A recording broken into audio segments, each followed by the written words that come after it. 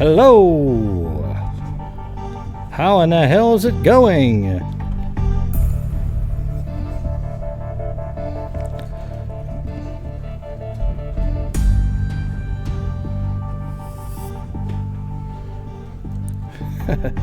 Thanks, Golden Chimney. I think that's what it said. Oh, chimney. Golden chimney, like a chimichanga, right? That's a chimney. Golden chimney. Wow, that's a lot of money. That's a lot of money to spend on a chimney.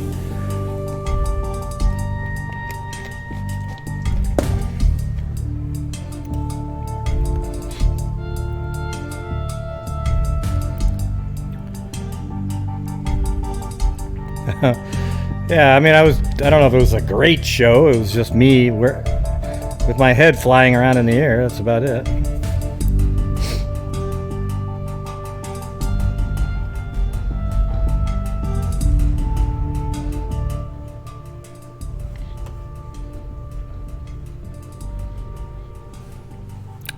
Oh, wow, I didn't notice, Sam. Okay. Sam wants everybody to say, "Wow, Sam, you're back, man."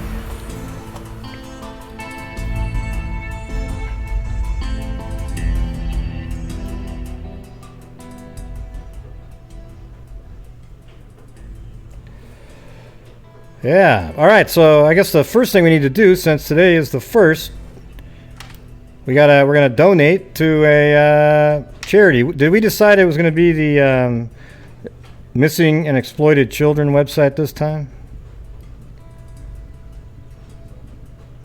Oh, cool. Is that where we were gonna donate?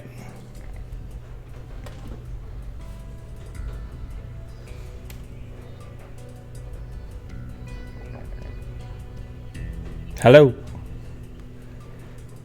Yes, it was me. What does that mean? Yes, it was me. Just random. Okay. Let's see. And what is the full name of that? Like, isn't it like? What is it? Organization for? I don't even know how that starts, but I don't remember now. So if you could type it in, that'd be great. We've donated there many times, but this is what we got to do. Man. Okay, National Center. Okay, good.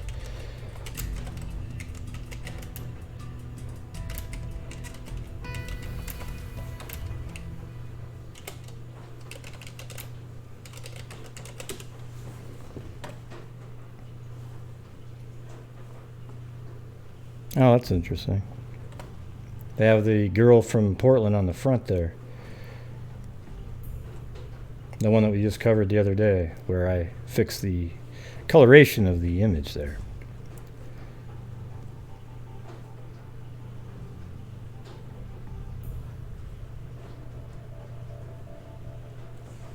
All right. 200.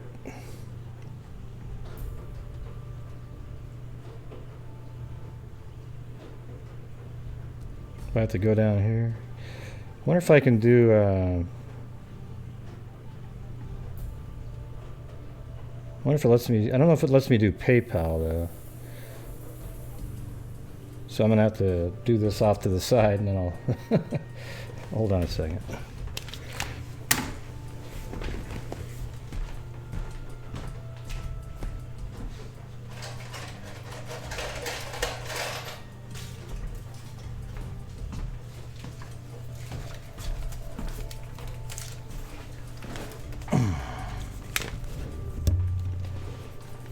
All right.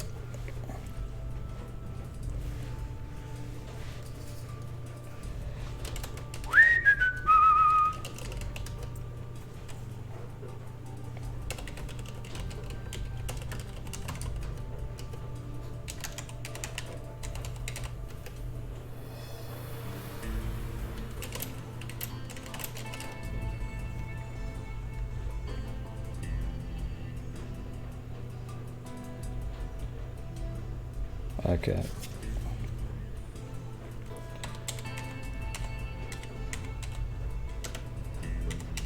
I'd share it with you, but I don't want my, how come it doesn't let me,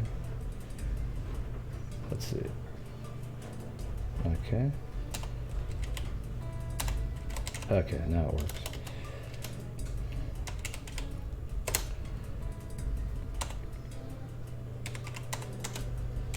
And the reason we do this live is because there's idiots out there that won't believe it. So that's just the way it goes.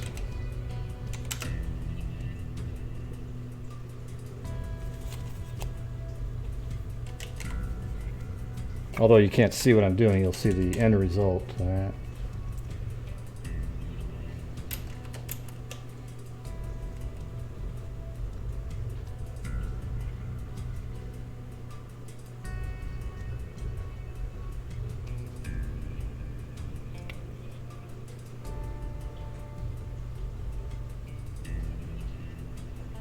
Okay.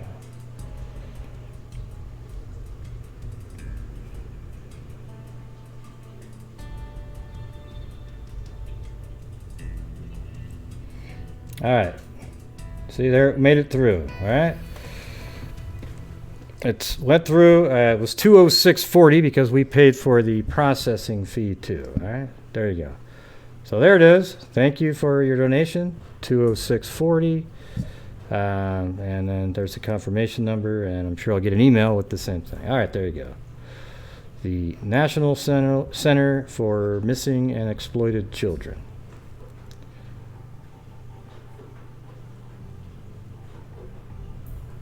All right. So that's what, whenever you guys help out on the channel, that's where it goes at the beginning of the month, portion of it. Usually like, I don't know, 10 to 15%. And the rest goes to keeping the channel going, making it worthwhile to, you know, every night. I mean, I do like a lot of, I spend a lot of time looking up all the information, and then I do like a 2 or 3 hour show almost every single night. It's not easy. All right, so I'm not one of the people that is ashamed to say that my channel's monetized, okay? I think this year so far, I think we've donated close to $2,000, which I think is, you know, I don't think by myself I'd be able to just donate that. All right, so there you go.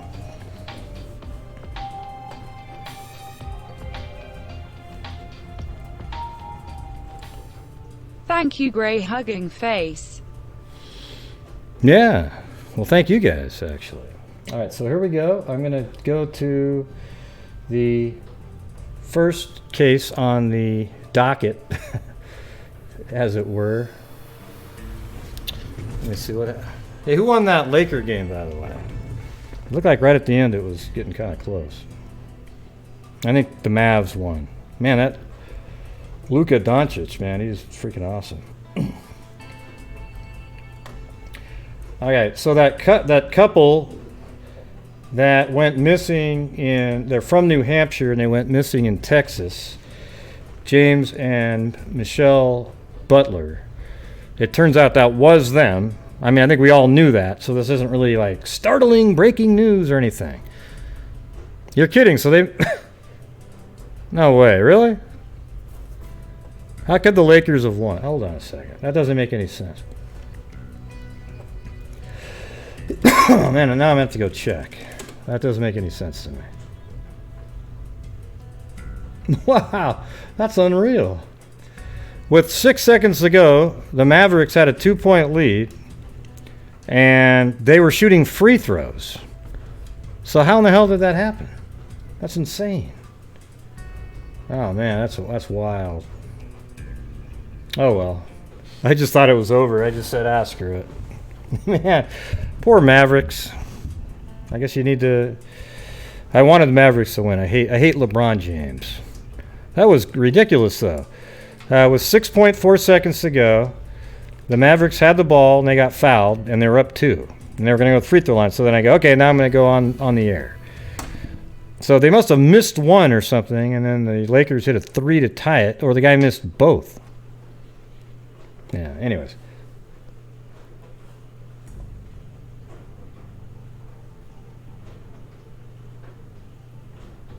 Yeah, I do think you lie on everything. Just about every time, Jen. just about every time.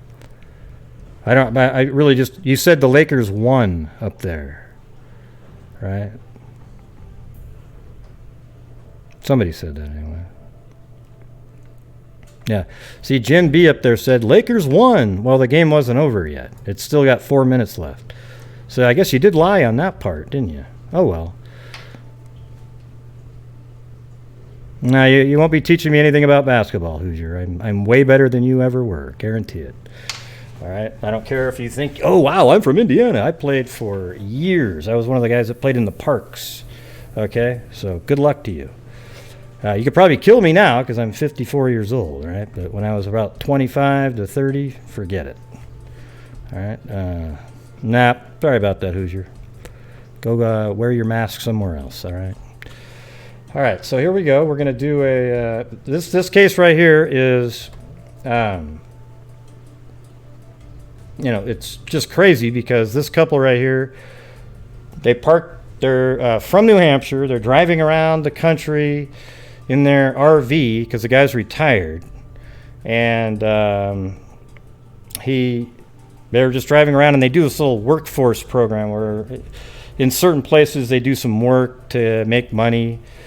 But they were in Texas. Let's see, what beach was that? I think it was, hold on, let me get that.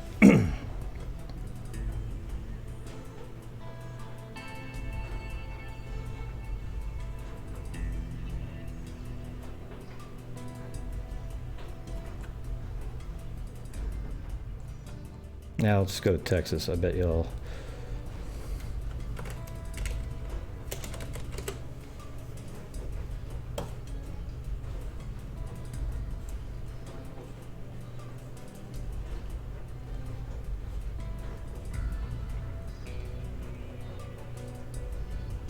Yeah, so it's right here at Padre Bali Park, and it's Corpus Christi down here.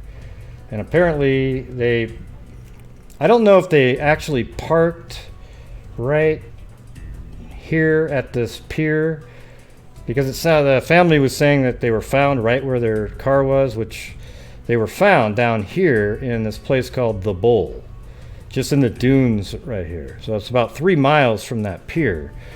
All right, so they went missing, and then their 2 bodies were found there, and it turns out it was them.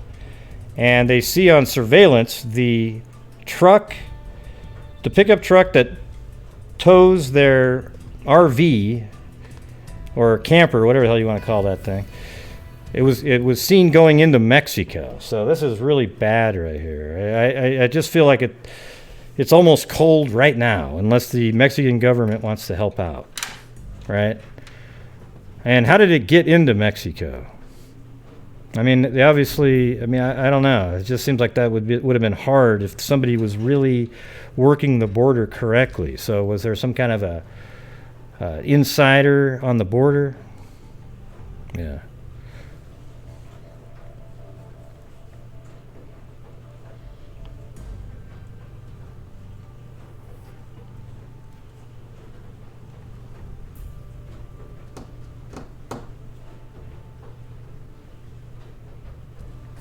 Yeah. So that's the only update on that, is that it turns out it is them.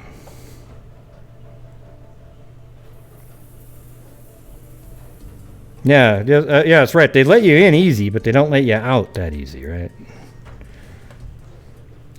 I don't know. It just seems like a vehicle would be harder, though, since they would see the registration. And then if the guy stole their license, he wouldn't look like the person, right? I guess. I mean, unless he's not somebody from Mexico, but...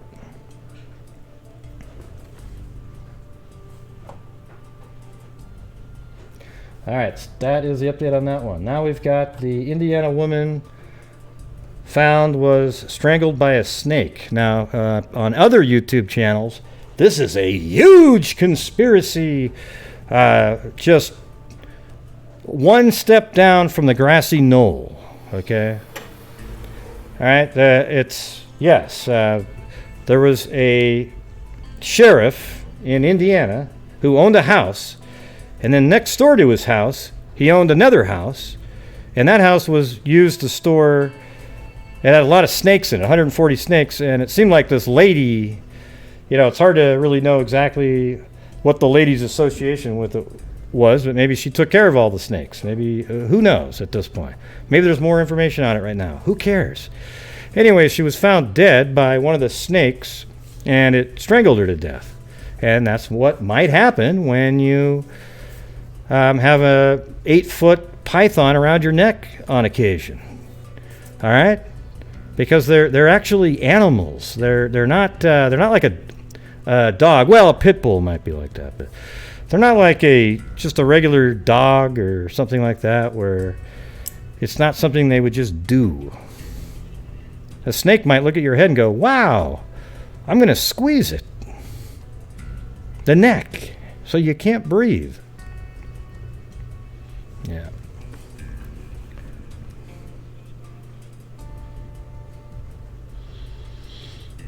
Yeah, let's see if there's any updates on this. This was early in the morning here.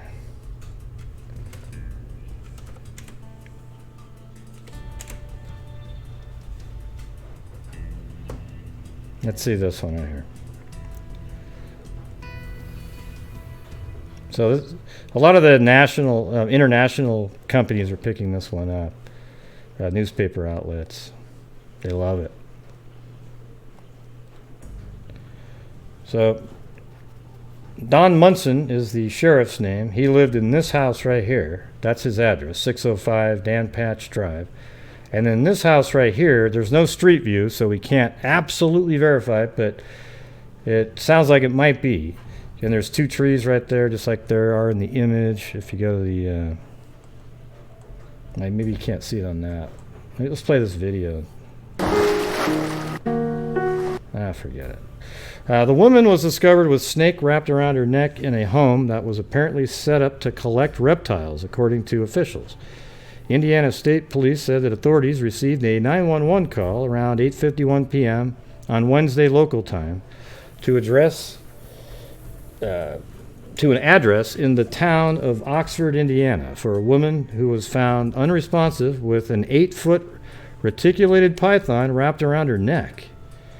Medics arrived at the house and attempted life-saving measures on the woman, identified as 36-year-old Laura Hurst of Battleground, but were unsuccessful. She appears to have been strangled by the snake. ISP spokesman Sergeant Kim Riley. Hey, there you go. You know what? Here's something I won't do too: is I won't put on on the title something related to Delphi, like Delphi murders, and then spend the entire time discussing a woman that was killed by a snake in Indiana. Okay, it's absolutely unrelated whatsoever.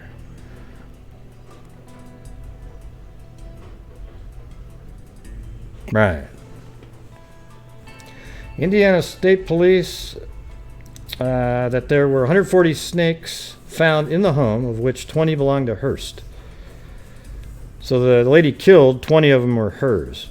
So maybe it's a place where people are able to board their snakes and come over and visit every once in a while. She frequents the location approximately 2 times a week, said state police. However, authorities said the snake that killed Hurst was not hers. Ooh, wow, that really adds a lot of intrigue. Sergeant Riley told TV broadcast, I guess here's a possibility that somebody wanted her dead and took their snake out and wrapped it around her neck and it just tightened on her. Okay? Sergeant Riley told TV broadcaster WTHR 13 apparently she got the other snake out that I believe did not belong to her. So here's what she probably did, just like he just said, that's what I was thinking, was that she goes in there and she sees another snake, and she's just this great snake owner that can just grab any snake in the world and everything's awesome. So she took out a snake that wasn't hers and put it around her neck, probably to take some selfies, and that was the last selfie she'll ever take. Local authorities showed up. They rendered first aid and tried to revive the female, but she was not able to be revived. The building was apparently set up as a reptile home. The Journal and Courier reported the home was owned by Benton County Sheriff Don Munson and set up for a collection of snakes. Munson told the newspaper he discovered Hearst with the snake. The sheriff told the newspaper that Hearst's death was a tragic accident with loss of human life and that he was being fully cooperative with everybody. State police said that Hearst's cause of death would be determined during a scheduled autopsy. Indiana State Police said that Senior Trooper Detective Josh Edwards is the lead investigator in the case with assistance from the Indiana State Police Crime Scene Investigator, Benton County Sheriff's Office, Benton County EMS, and the Benton County Coroner's Office. The case is ongoing, State Police said. Yeah. Wow, wouldn't that be cool, though, if that, if this is a murder, what a creative way to do it. You know, you strangle the person first, then you put the python around their neck, and then, of course, the hyoid bone and all that stuff will be broken, too. Well, there you go, man. Absolutely a new technique.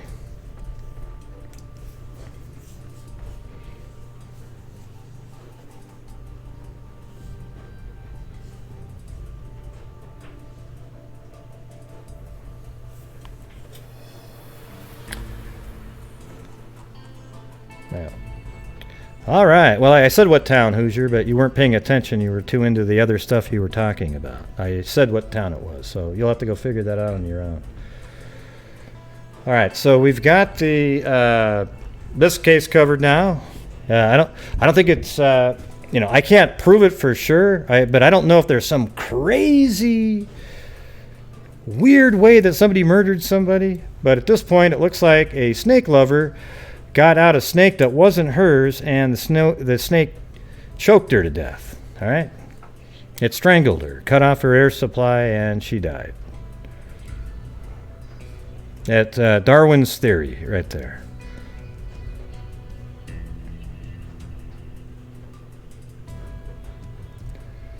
All right. All right, here we got another one. This is from the 30th, so 2 days ago. A 4-year-old Hazel Park boy fatally mauled by a pit bull, mother hospitalized. See, this is actually the homeowner's pit bull this time. A 4-year-old Hazel Park boy died Tuesday evening after a vicious attack by a 60-pound male pit bull that the family was temporarily looking after. The child's mother had tried to fight the dog off with a knife. See, that's why I hate pit bulls, okay? I'm sorry, everybody. But look at that. A knife didn't stop it. It just keeps going. A preliminary finding appears that this case was a tragic incident. Police said in a statement emailed Wednesday to the Free Press. It's unclear, Hazel Park police said, what led to Tuesday's attack, but about 6:45 p.m., a 14-year-old girl called 911 to frantically alert police that the dog pounced on her brother and their mom was attempting to stop the animal. The family police clarified Wednesday afternoon that after initially saying that the dog was in an animal foster care program.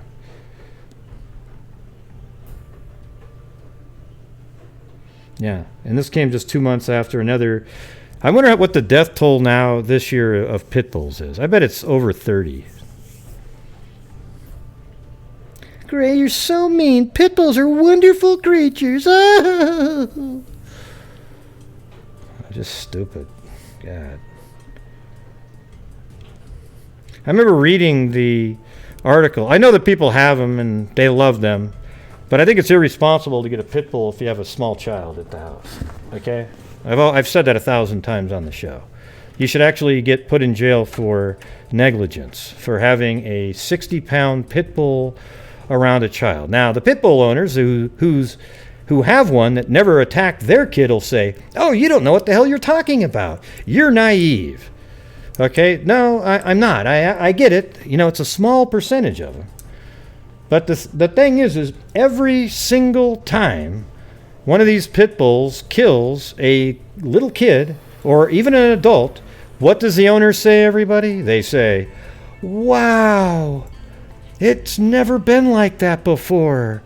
It was always so mellow. So just prior to that, they were one of the pit bulls that was owned by somebody who was a great owner, apparently, that taught them everything they need to know, and they were the greatest pit bull in the world. But then, that one day, they killed, and then guess what everybody says?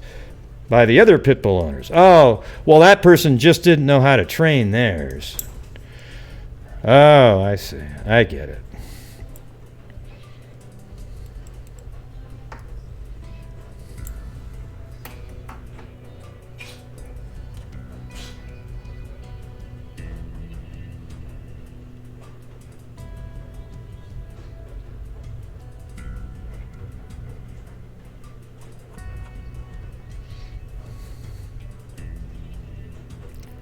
I'm trying to figure out what's going on. Yeah, so I'm not a big pit bull fan. If you ever watched my show, now I don't have anything against the people who have a pit bull and they think they're wonderful creatures. Okay, that's great. But I'll tell you what I'm gonna do. Every time I see a pit bull on the street, I go to the other side of the street. I just keep on walking. I don't want to risk having my hand ripped off just walking by it. Now, if it's muzzled, I might make a different choice.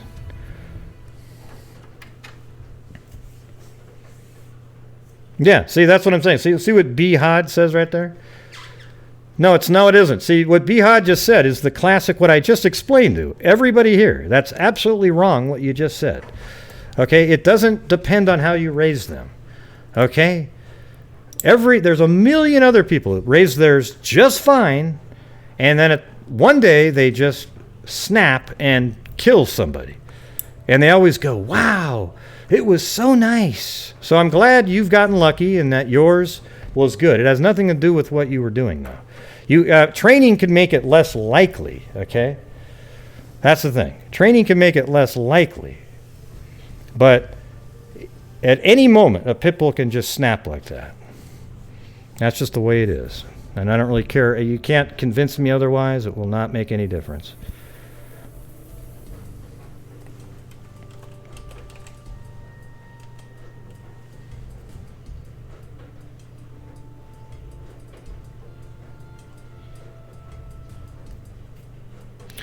No, Jay. Basically, Jay Jason is who I'm talking to, who's trying to be a troll in the background there. Yeah. The truth is pit bulls, it used to be Rottweilers would kill maybe 2 people a year. Then you get German Shepherds and a couple of the other sort of the bigger Mastiffs, that kind of thing. But now pit bulls are absolutely, there's way more pit bulls now. That's probably the reason. But they kill dozens of people every year and then maim even more, where they just get absolutely shredded. And if you don't know that, then I'm sorry, you don't get it. Why don't you look it up, Bihad? Look up the facts. I don't care that you own one, okay? Good job. Hey, everybody clap for Bihad that his pit bull never killed anybody. Yay, good job, Bihad. You're a miracle.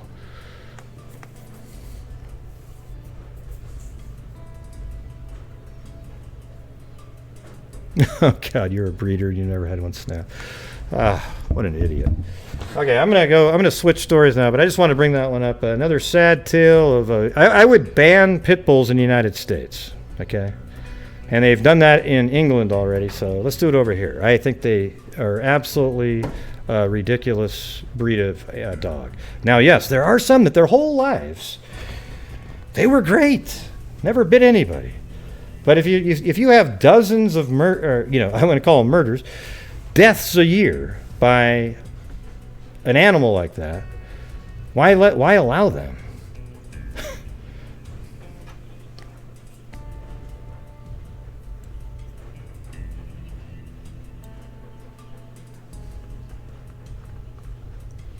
Yeah.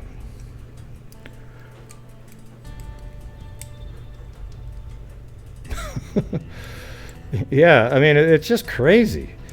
Yeah, what's an 80-pound? Yeah, a little jogging female that weighs about a buck, 100 pounds, running with a 70-pound pit bull for protection, and then the pit bull comes by and attacks a little kid. You think that girl's gonna be able to get the pit bull off of the kid? Hell no. All right. So, anyways, I don't care if you own one or anything like that, but please don't own one if you have a small child in the house. Don't be one of the people that you say later, "Wow, I had kids my whole life and they never did anything but this one time." Yeah. Yeah, I'm sure. Here's the thing, is people who love pit bulls will always defend them even to an irrational point. I see it all the time. You can sit there and talk about the statistics and everything, and they'll always keep saying over and over and over again how awesome they are, and it's always the owner's fault if they had just trained them properly, blah, blah, blah. You hear the same argument every time, even though those are the same people who also had a pit bull and then it did attack. So just prior to that, they said, "Oh yeah, no, I trained mine great. They'd never attack anybody. It was so nice. It was always so kind to everybody." And then bang! And nobody knows why it happened. So it'd be great if you could give them a drug or something like that to keep them from doing that. My granddaughter was bit in the face by her pit bull. It was about as bad as it can get. Miracle she survived. Oh man, that sucks. But it must have been the bad training, Deb. Yeah, here's the thing is I don't care. Look, I guarantee it, Chihuahuas are probably more, on the average, more sort of growling and vicious. But here's the thing. When a Chihuahua attacks, you could punt the Chihuahua 100 yards. When a pit bull attacks, you're not going anywhere, and that sucker will rip your leg off. And they're calm. Pit bulls are calm, and then bang, they just attack. They're sort of like sociopaths, like just a really quiet, they don't do anything, all of a sudden, whang, just out of nowhere. It's weird. Yeah, like Blue, he barks at everybody, growls and snarls, but he's never bitten anybody. And I guess that's because I'm a great owner. Right? But as soon as he bites somebody, oh my God, I'm the worst owner that's ever lived. It couldn't have just been the dog.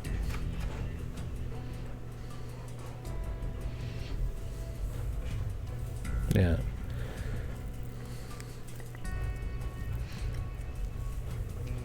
I think they should allow one puppy per.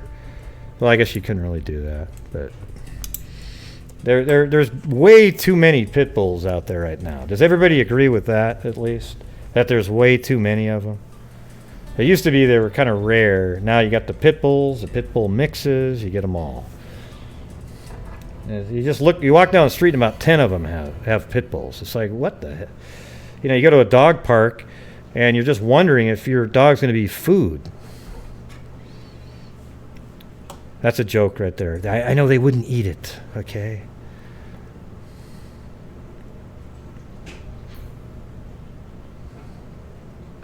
Yeah. All right, so there's that story. I'm sorry if I offended all the pit bull owners out there, okay? But I'm just telling you what I think, and I know the stats and all that kind of stuff. I don't really care about them. I care about the deaths associated with. So you could have 10,000. Let's just make it easy. 1,000 pit bulls, and if you had 30 deaths, and only 30 of them were even mean, but you got 30 deaths, and then you had 1,000 Chihuahuas, and 100 of them were mean, and all you got was a couple scrapes. I still feel exactly the same way about pit bulls. You get it? All right, cool.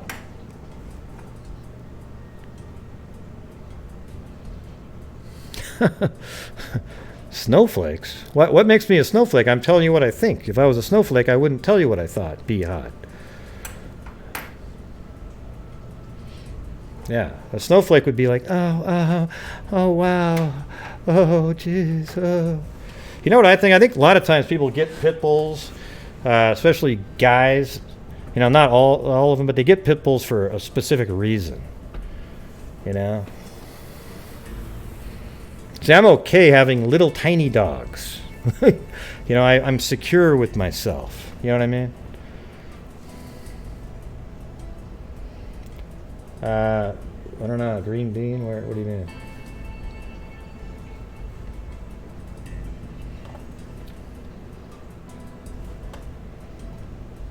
Let's see.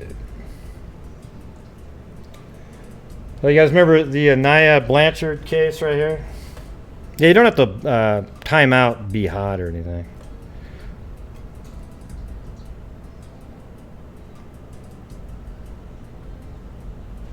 I mean, he doesn't have to say, oh, the channel's run by snowflakes. Oh boy. You know what? A snowflake is somebody who says that right there. Okay? Because that means they couldn't handle the heat. So they had to lash out. All right? So you don't need to be like that. I thought you said you were okay with differing opinions. All right? Apparently that was wrong. So Aniah Blanchard here, they actually took the car and analyzed it, and they determined that there was, police believe foul play was involved in the disappearance of 19-year-old Aniah Haley Blanchard. As the reward for the information on her whereabouts hits $80,000. That's pretty big.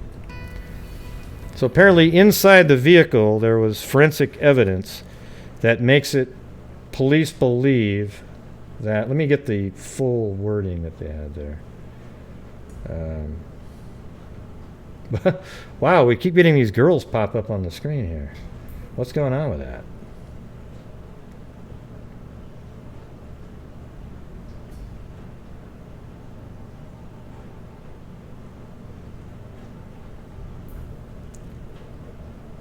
Yeah, so they believe that she was harmed in the vehicle. That's actually what it says in the article. And is the victim of foul play. I wonder what took him so long to look through the vehicle to determine that there was foul play. I mean, they've had that vehicle for a while. You'd think they would have come up with something almost immediately, because you'd think that it was blood in the vehicle, and wouldn't that have shown up really easily and quickly?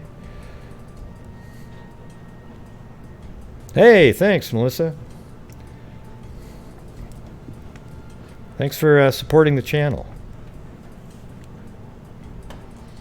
I just went on a 10-minute anti-pit bull rant, but I don't have anything against people that own pit bulls. Just keep them away from little kids, all right? Thanks.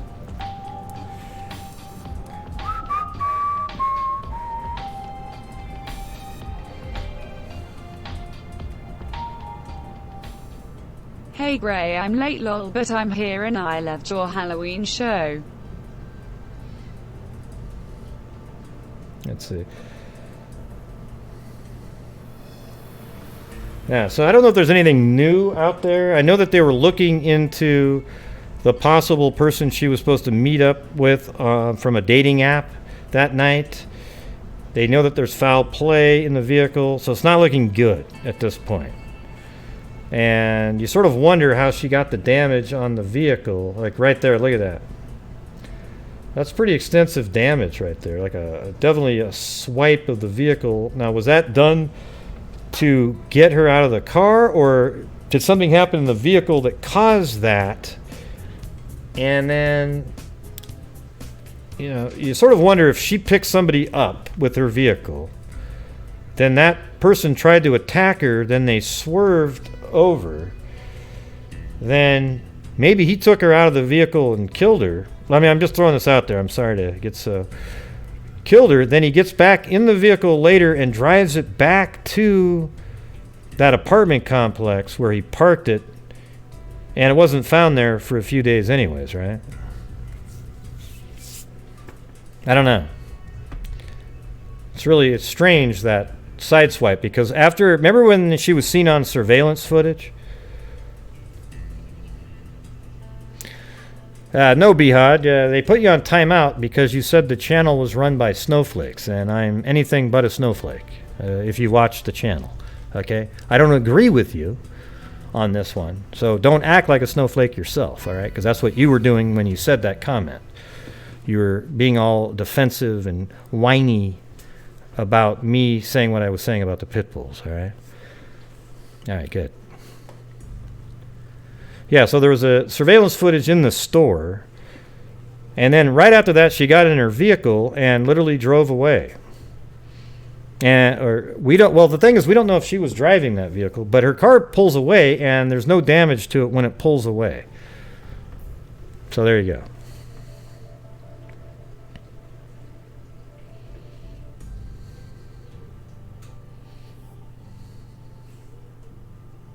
So there's that surveillance footage right there. This person's actually leaving right there. Okay, now, did that person go outside and wait? Who knows? But there's zero evidence, so why even discuss it? So you get people that make a whole show about this guy right there. You see that? Like there's a guy leaving. They'll make a whole show about that guy. And so you know what that means? That you're going to listen to an entire show completely speculative, based on nothing.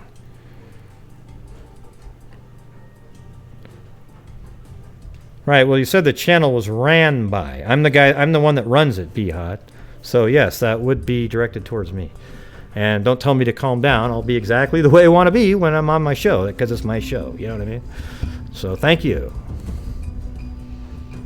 Right. Don't try to spin out of it, because you did say that. Yeah. Hey, thanks, Melissa Maynard. The mods are awesome and do a great job. Okay, you misworded. All right.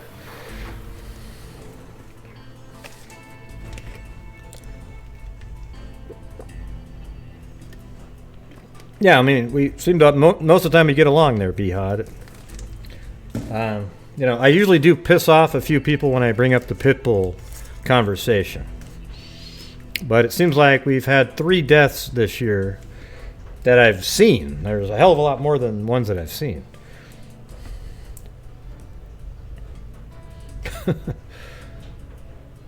Yeah.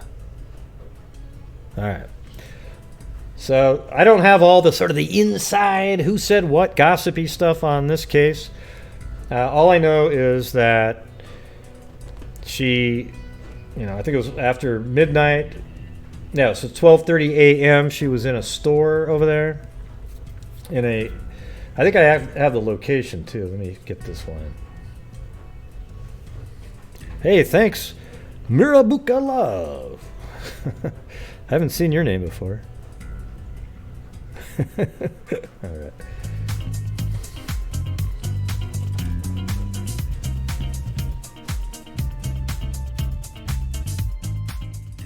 Just cause freaks and grey aren't snowflakes. That's right. So apparently at around 12:30 she was either at this Chevron station here or somewhere around here, but I'm told it's this one right here. So that surveillance footage that you see is in this building right there. She is in there and gets out and drives away, and her car is just fine. And then, let's see.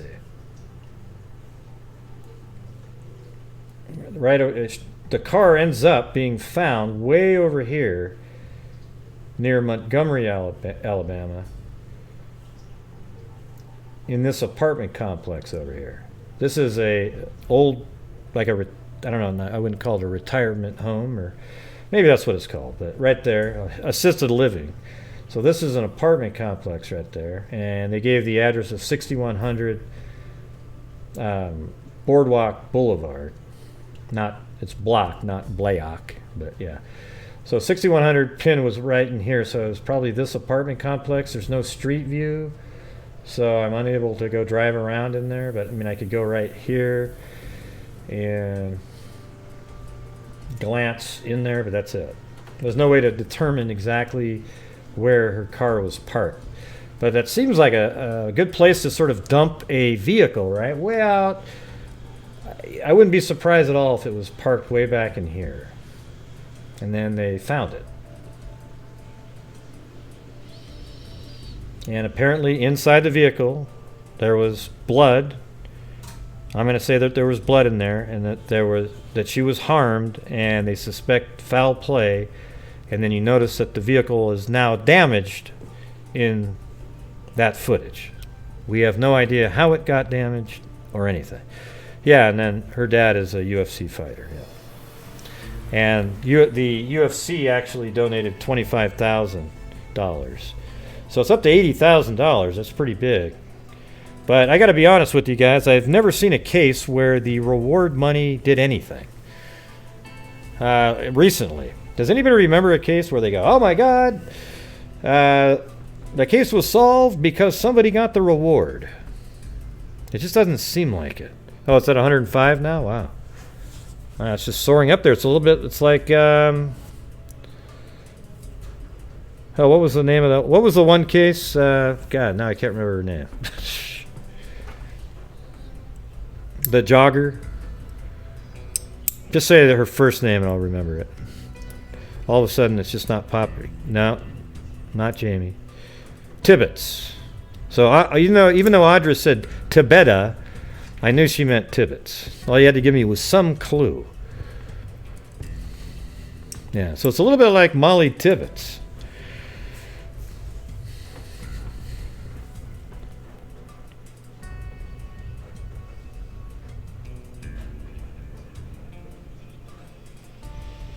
Yeah, it does. Here's what big rewards do bring in more media for some reason. And here's the thing: is it the chicken or the egg?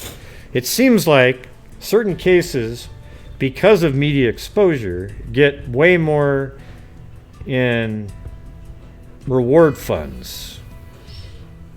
And then as the reward fund goes up, more and more media jump in, because now it's even bigger. And I don't know, it's sort of weird. It feels like, though, it's up to the media. Like, this has become a pretty big media case at this point, and I think it didn't hurt at all that her dad is in the UFC. Kind of adds a little bit to the story. But in reality, there isn't really a lot of, there's no information. It's not really, well, I don't know how to say it, but if you're looking at a case and you want to look for something that's like a really deep puzzle that's interesting, this isn't one of those cases. This is one of those ones where she just vanished. There she is, and she vanished. Now, police probably have a hell of a lot more information than we do. So maybe for them, it's more interesting. But we just don't have anything. We just have, she was driving, was in the store, got out, the car left, and then her car's found. She's missing. They found blood in the vehicle, apparently. That shows that she's harmed, and that's it. And that's really it that the public has, other than, there's the other information that some friends put out that she was supposed to meet somebody from a dating site. And there you go. That's it. If you want to go from there, it's all just complete random speculation. There's not even any good theories to go by.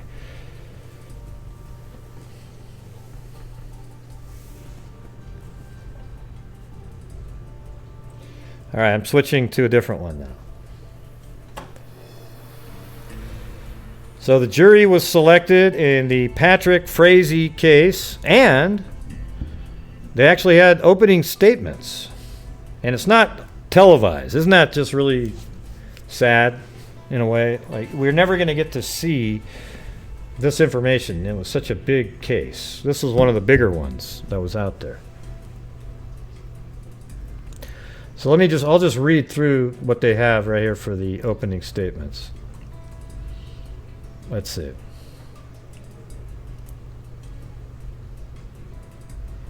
Opening statements began at 2 p.m. and prosecutors laid out their case for accusing Frazee of murder. This man is a killer, prosecutors said. This is a face of a man who within a few short minutes is going to commit a horrific, inhumane act. Prosecutors outlined Frazee's relationship with Barrett, saying they met online. Let me just turn this up, not quite as loud. There you go.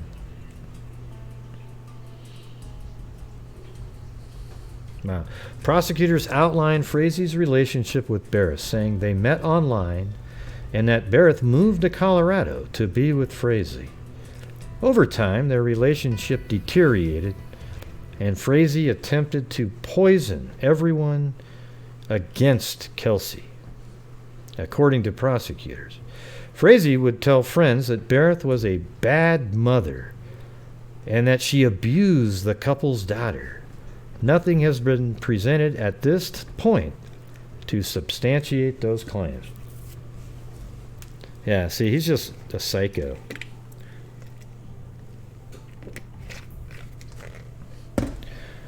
Prosecutors read text messages between Frazee and his mistress, Crystal Lee, who claims he asked her to kill Barrett multiple times. Lee said she has known Frazee for about 10 years, and she would travel from Idaho to Colorado to meet with him. So he probably always had her on the side, and she probably didn't even know about Kelsey.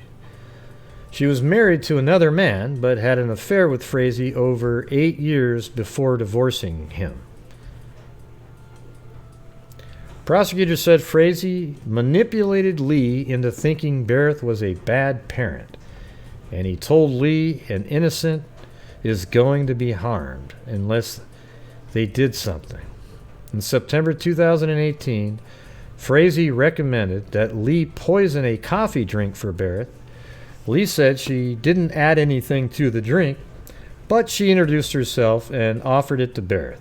She didn't accept it. Well, we don't know for sure at this point if she did put something in there and just got lucky at that point that she didn't kill Kelsey.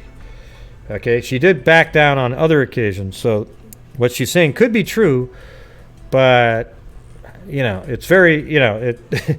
Yeah, if you're referring to Amanda, she is smart by saying that she didn't put anything in it because there's no way to prove that to anybody.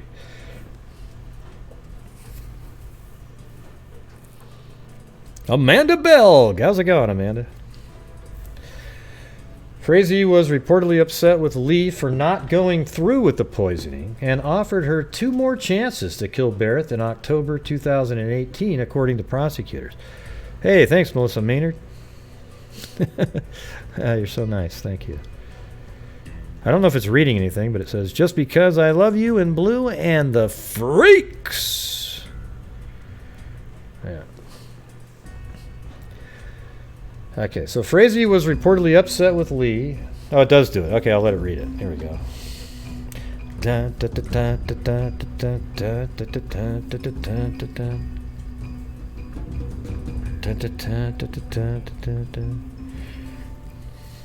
Just because I love you and blue and the freaks, red heart, smiling face with heart eyes, starstruck dog face. Very nice, thank you.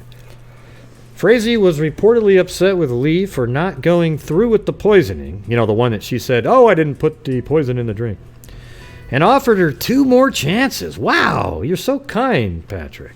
To kill Barrett in October 2018, according to prosecutors. Frazee wanted Lee to kill Barrett with a pipe and then with a baseball bat. Lee told police that she didn't go through with either opportunity. Opportunity. You see how they word that shit? And it was an opportunity, you know. It wasn't until Thanksgiving Day that Frazee killed Barrett, prosecutors say. Lee told investigators that Frazee had blindfolded Barrett with a sweater and asked her to guess the scent of a candle. I just don't even think this happened right here. That's when he allegedly struck her in the head with a baseball bat and killed her. I think he just went into the house, pulled out a bat, chased her around the house, and killed her. Like, that's why there's blood all over the place. I think if she was sitting down with a blindfold on and hit her, she would have been knocked out immediately, and there would have been a lot more concentration of blood in one spot. And there was blood everywhere. It wasn't until Thanksgiving Day that Frazee killed Barrett, the prosecutor said. Okay. Lee told investigators that Frazee had blindfolded Barrett with a sweater and asked her to guess the scent of a candle. That's when he allegedly struck her in the head with a baseball bat and killed her. According to prosecutors, Lee said Frazee told her, "Do you know how hard it was to murder her and then have Thanksgiving dinner with my family?" God, see, it's so crazy. Because I was saying that's exactly what he did. He killed her. Then he went to his house and he had Thanksgiving dinner.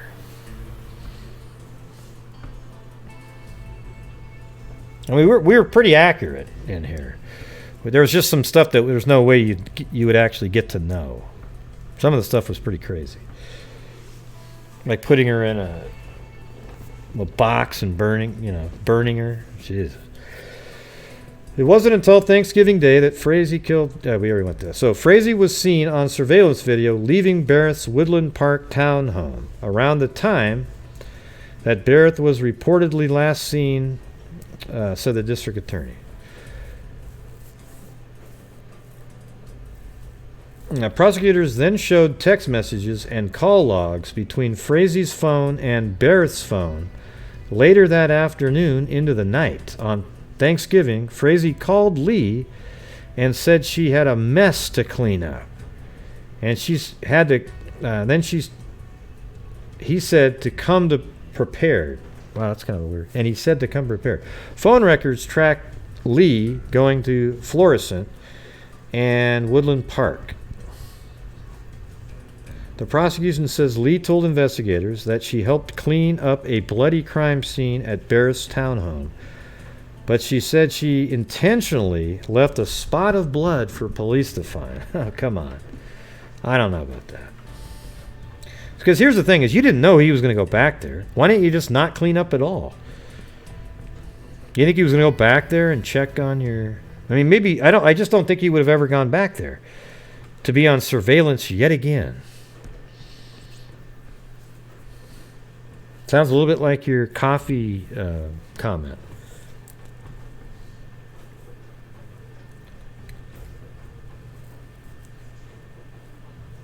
Yeah.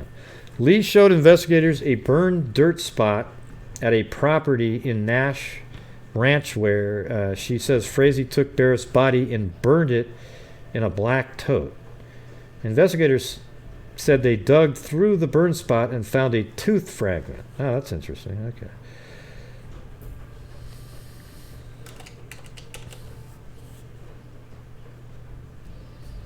Hey, thanks, Slim Dog.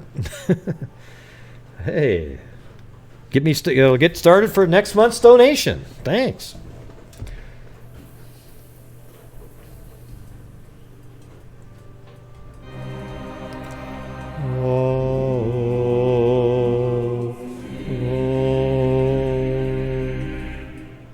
Money, money, money, money, money.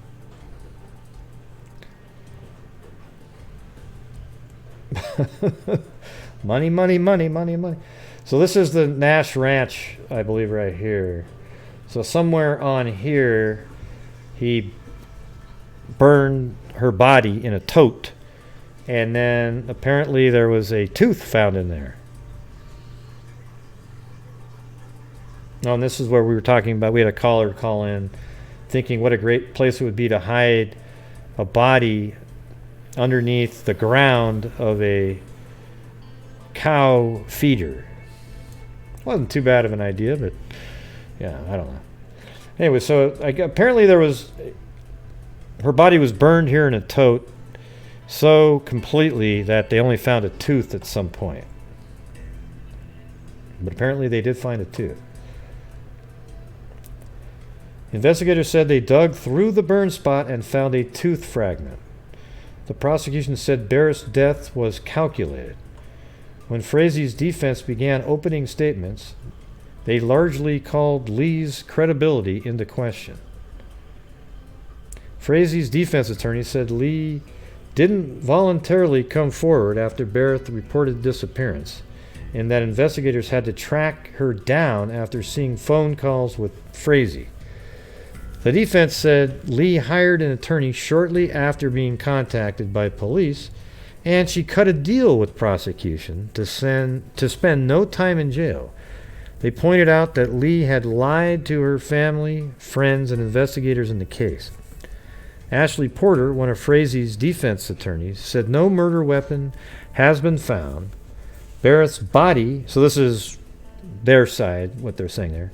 Barrett's body hasn't been found, and the only blood jurors will see is tiny, minuscule spots of blood under the floorboards. She added that Frazee was cooperative with law enforcement. No, he wasn't. Gave his phone and took pictures in the nude so investigators could see any marks on him. Porter said there are many parts of Lee's story that isn't corroborated, and there is unknown individual DNA found at the scene that hasn't been explained. It's not until it comes crashing down that she blames Patrick Frazee. Right. So they're going to try to put it all on Crystal Kenny, the lady he was having an affair with. But how do you explain that when Frazee called her to say, hey, you got a mess to clean up, that her phone pinged in Idaho? How does that happen? Just, I mean, you can't get around that part. Sure, you can come up with some crazy, wacky conspiracy theory on how that might have happened.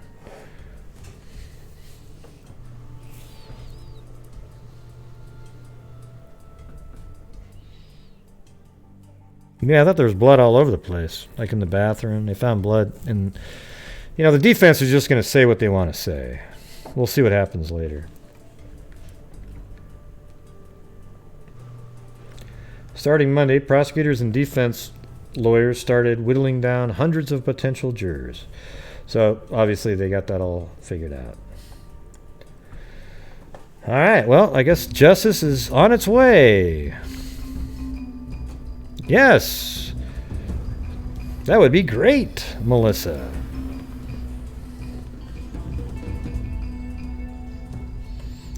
But they're just doing what they got to do. Pound that like button and sign up for Gray's Patreon to support the channel monthly.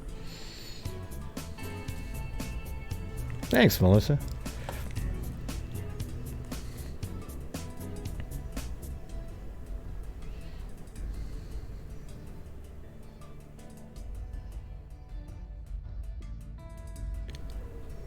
Bum, bum, bum.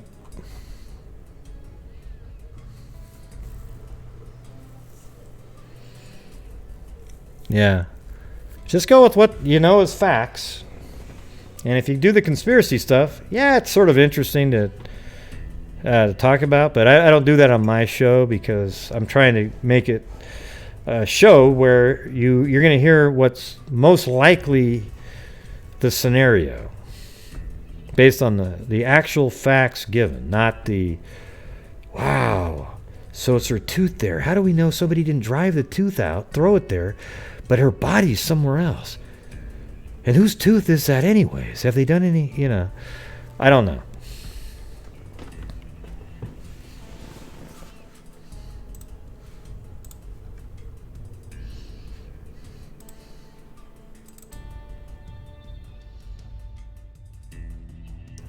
I'm just reading some comments for a second.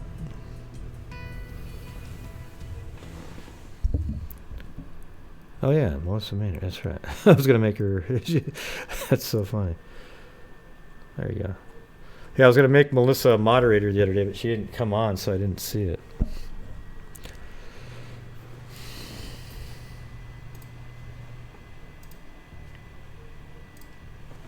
And then I was like, wait, Melissa. Oh, that's right. Sorry about that. That's hilarious. All right, moving on to the next one. So you guys remember Carissa Fretwell? You remember when I went out to the apartments and filmed? And let's see. Well, look at this crap right here. Michael Wolfe no longer charged with aggravated murder. He still has aggravated murder against the the child, but why wouldn't he have aggravated murder on her? It's crazy. Ridiculous. Yet again.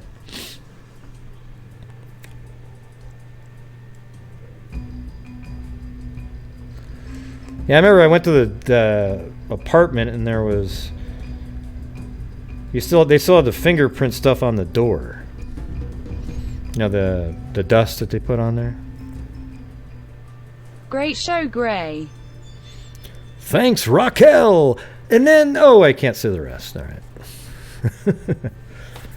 Yeah. Michael Wolfe, the man accused of killing his 3-year-old son and the boy's mother, is no longer charged with aggravated murder for the death of the boy's mother due to recent changes to Oregon law. Wow, isn't that awesome? The changes substantially limit the crimes that are fit for the death penalty. Well, I mean, if he can still get first-degree murder, it's just not aggravated, then that's fine with me. The changes substantially limit the crime. Okay, so Wolfe is still charged with aggravated murder for 3-year-old Billy Fretwell's death, which means Wolfe could still face the death penalty, which will never actually happen in Oregon.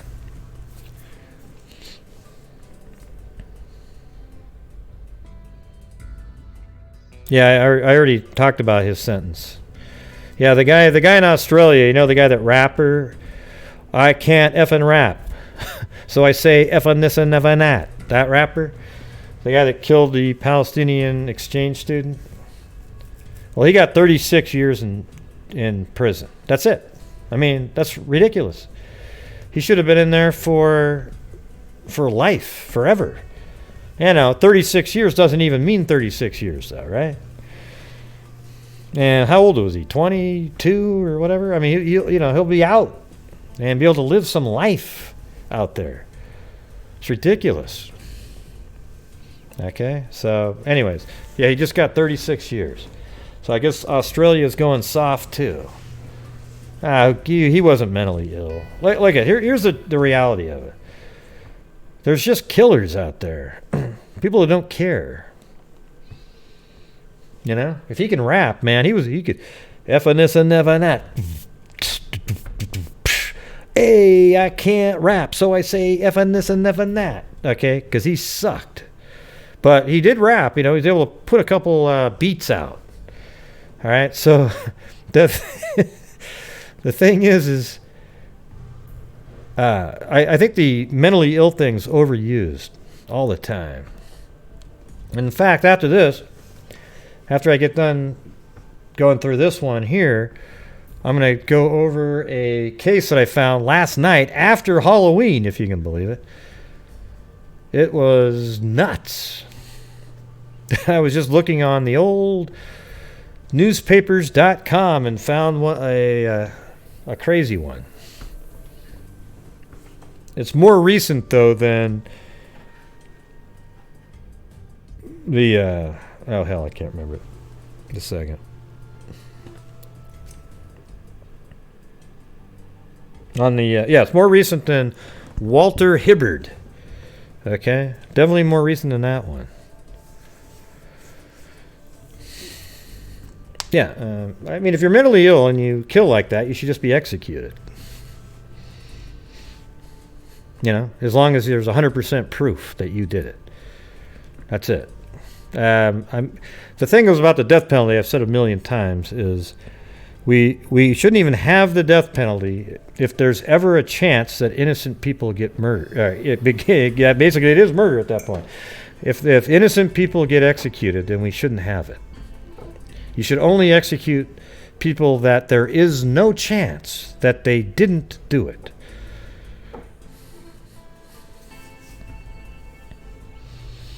Yeah, the screwdriver one. That's the one I'm doing. All right, anyway, so Michael Wolfe, the man accused of killing his 3-year-old son and the boy's mother, is no longer charged with aggravated murder.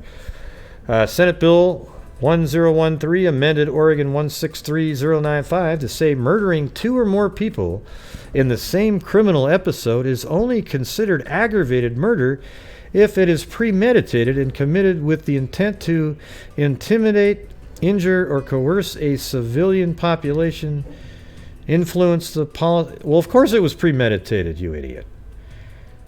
Yeah, of course it was. Shit, he was at work.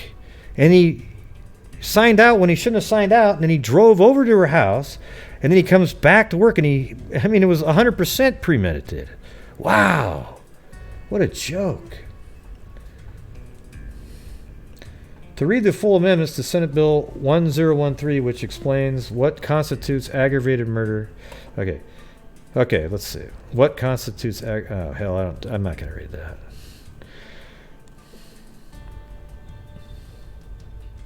Former Clatsop County District Attorney Josh Marcus said the law was meant to narrow the number of crimes that qualify for the death penalty, and now he said 30 people on Oregon's death row could get their sentences overturned. Technically, every one of those 30 on death row could have their sentences overturned and have a new trial. And why would they get a new trial, though? You would just get life in prison. And in some cases, based on my history with Oregon justice, we'll walk free in our lifetimes, he said. Oh, God. See? That's why I hate, that's one of the, Oregon's politics suck, okay? If you're one of the people that's proud of it, you're a joke, okay? Because look at this guy. He worked in the system right there. And he actually said, oh, yeah, these people that are on death row now, some of them will probably walk at some point. Wow, what an embarrassment. Don't you think Jay Jason's in here? He's like a troll. Just always kind of being the contrarian on purpose. You ever notice that? Yeah. They don't last long in here because I'm not one of the dummies that don't see it. You know what I mean? Like I literally see the passive aggressive behavior of people like Jay Jason.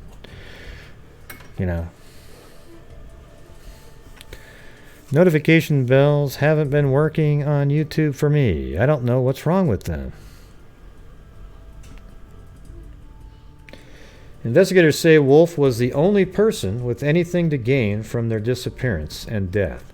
Court documents detailed that he and Carissa Fretwell were in a legal dispute over Billy Fretwell. And he also, I don't think his wife at that time knew that he actually had a child with somebody else, and he was going to try to kill her and the child to just make him kind of disappear.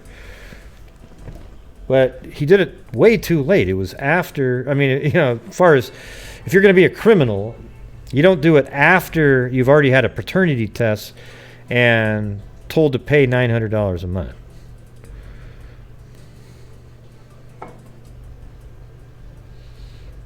No, you're not just you, Jay. I watch you. Anytime somebody says something negative against me, you're always like, yeah, good comment, man.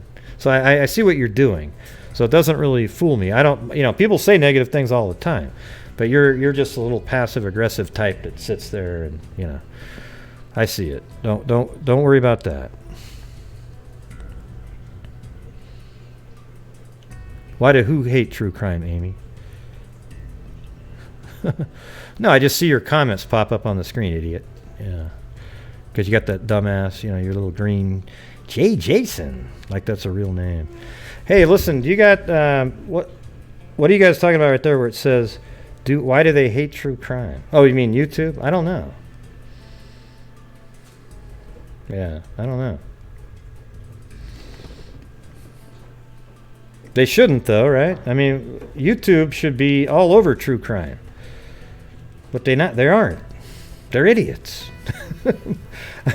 I mean, IDTV has ads on it, right?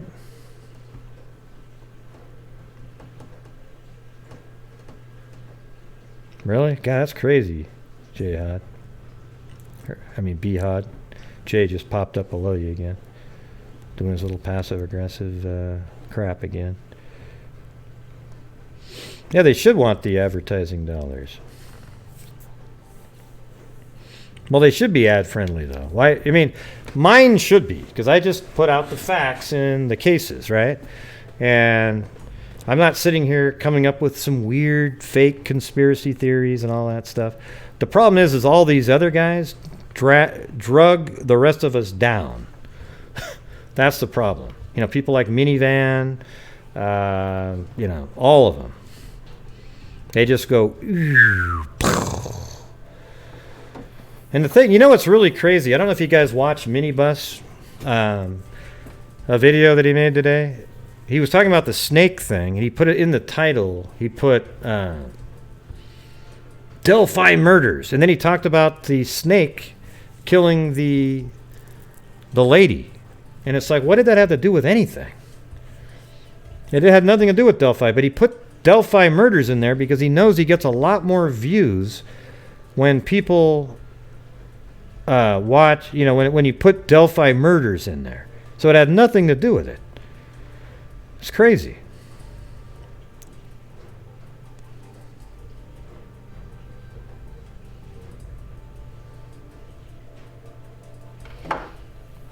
Right.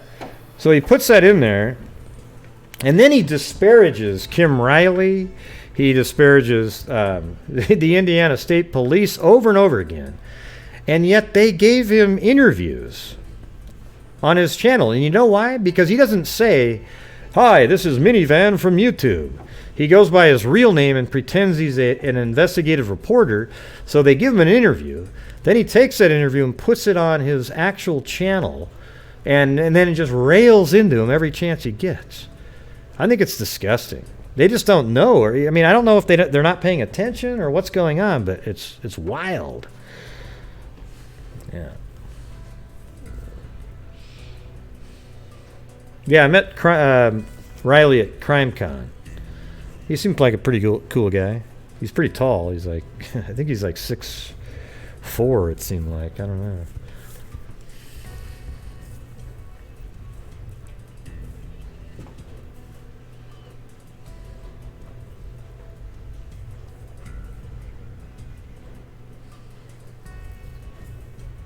Yeah, don't worry about that story, Bihad. We're talking about other things on here. Whenever, you know, when we're discussing a case on here, let's just stick with the one we're talking about. Okay? Now, you can send me an email or whatever, and if it looks interesting, I'll cover it tomorrow. I think he is fooling law enforcement because his channel doesn't have his name on there. It's a true crime. That sounds weird, but you get what I'm saying, lol. Person face barming light skin tone female sign.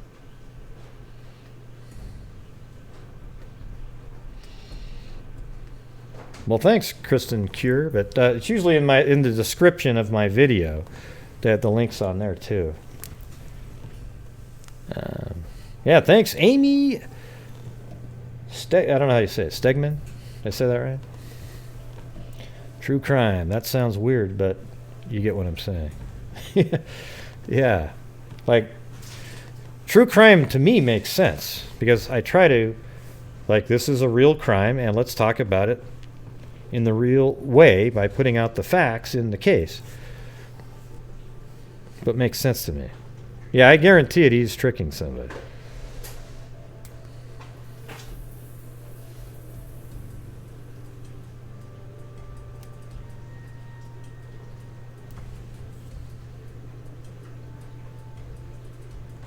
First for it? No, I don't know what the hell you're talking about.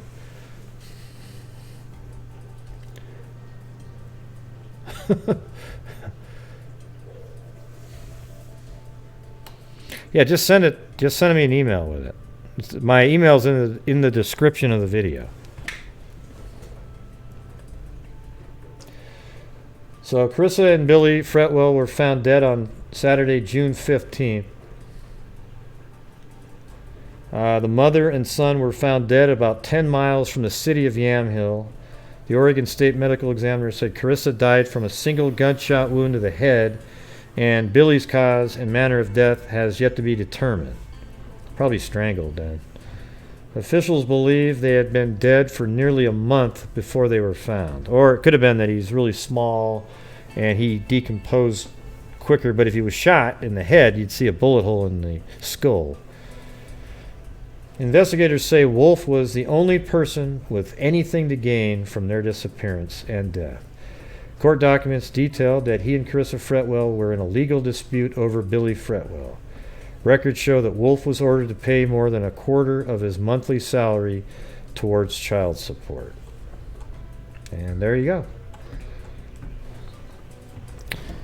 Crazy.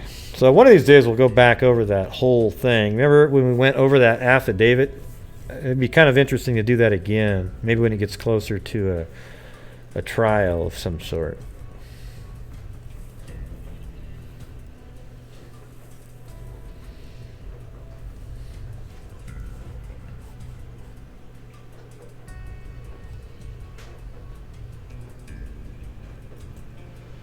Okay, now you guys ready for the crazy story from 1957? So, like I told you, it's way after the Hibbert story from 1939. 18 years later, in fact.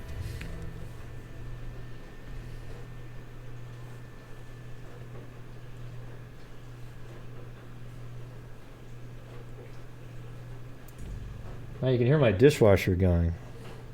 All right. Bring it on, Mimi said.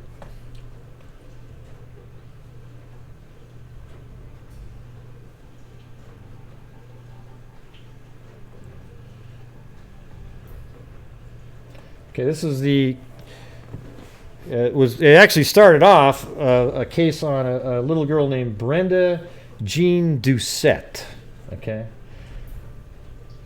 And so let's just start right here. Here is an article from May 14th, 1957. The body of a pretty blonde 9-year-old girl was found in a thicket alongside a country road Monday night. Her sweater knotted around her neck and 17 stab wounds in her chest. Police said Brenda Jean Doucette apparently had been abducted while walking to school in nearby Bristol Monday morning. Her body was found about 3 miles from the Fall Mountain School where she was in the 3rd grade. An autopsy showed she had not been raped, according to police.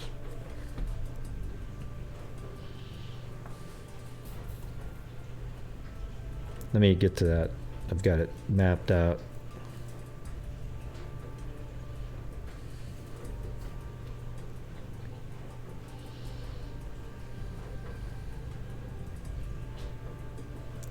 Yeah, so she lives over here on Town Line Road. That's where she lived. I don't have the exact address. They didn't give it in the newspaper there. But somewhere out here. And then I believe that this is the school that she went to. But it was called Mountain Fall School. Now, if anybody can find an address to that in... let's see, where the hell is this? It's in, I think, Bristol, Connecticut.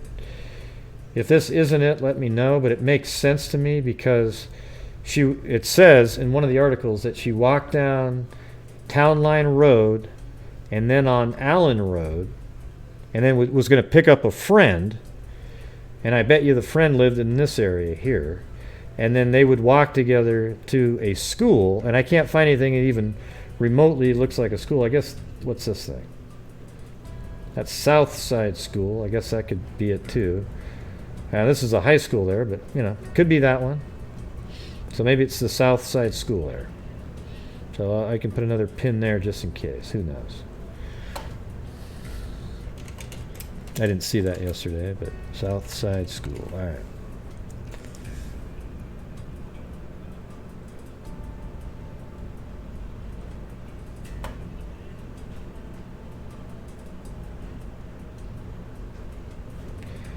Okay, and that's her right there. And it says, Big hunt is on for slayer of pretty 9-year-old Brenda Jean Doucette above, whose body was found near Bristol, Connecticut. The child was strangled with her sweater, then stabbed 22 times.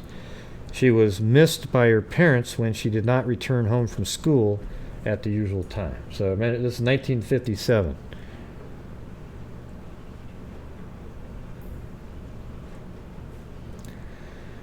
All right. So here is, somebody was arrested here. A 26-year-old vagrant being held by Schenectady, New York police for questioning in the murder of a 9-year-old Bristol, Connecticut girl told police he was in Pittsfield The day after the murder, the body of Brenda Jean Doucette was found outside Bristol Monday night. A man's sweater wrapped around her neck. Police said the suspect they picked up near, Schenectady yesterday morning told them he had quit his bookkeeping job in a Simsbury, Connecticut garage 9 days ago. They said he maintained he had been in Pittsfield and was on his way back here when he was arrested. Connecticut police were scheduled to question him today. I don't know if it turned out to be that guy, though.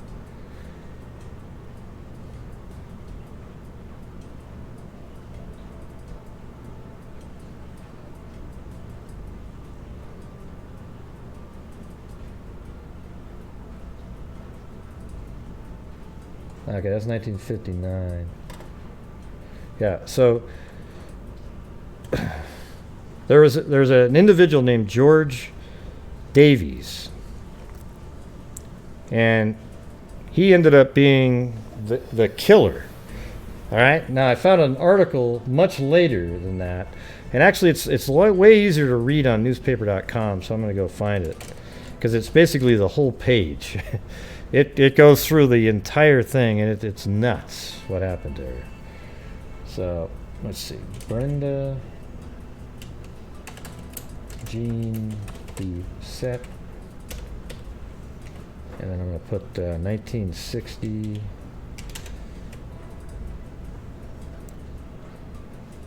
And what date do I have there? Yeah, I think this might be it right here. Yeah. So this is basically how it all played out right here.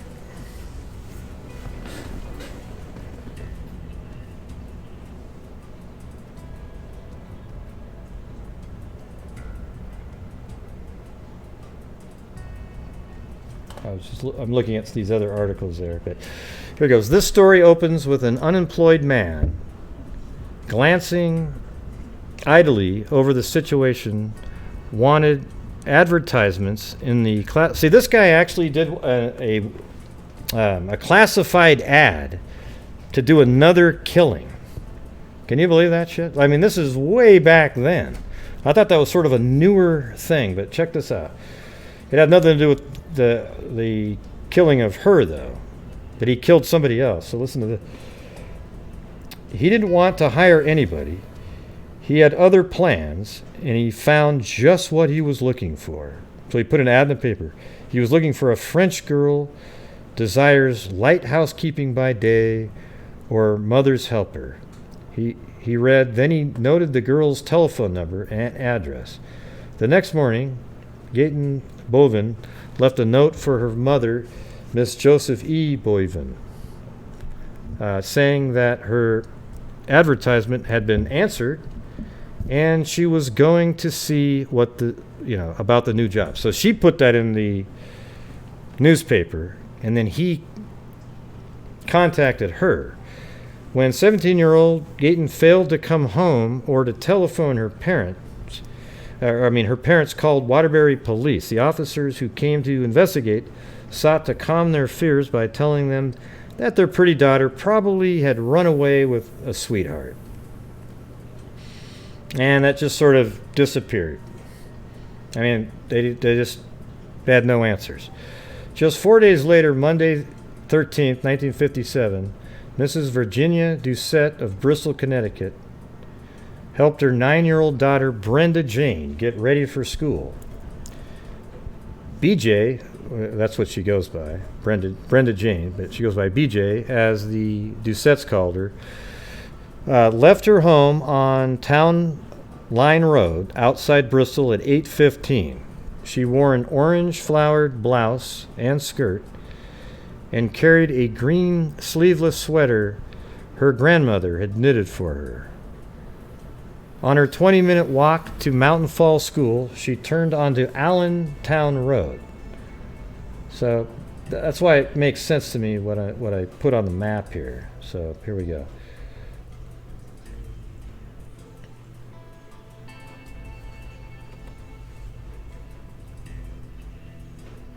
Yeah, so Town Line Road, and then she turns onto Allen Road right there.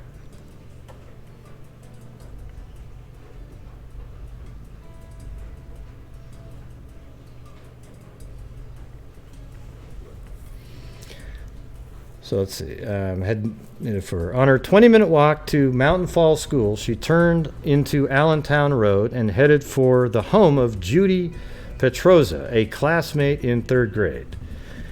But she never showed up or reached the Petroza's house, and Judy was kept at home that day because her mother wouldn't let her walk to school alone. So her mother, because Brenda didn't show up to the house, she didn't let her kid go to school that day.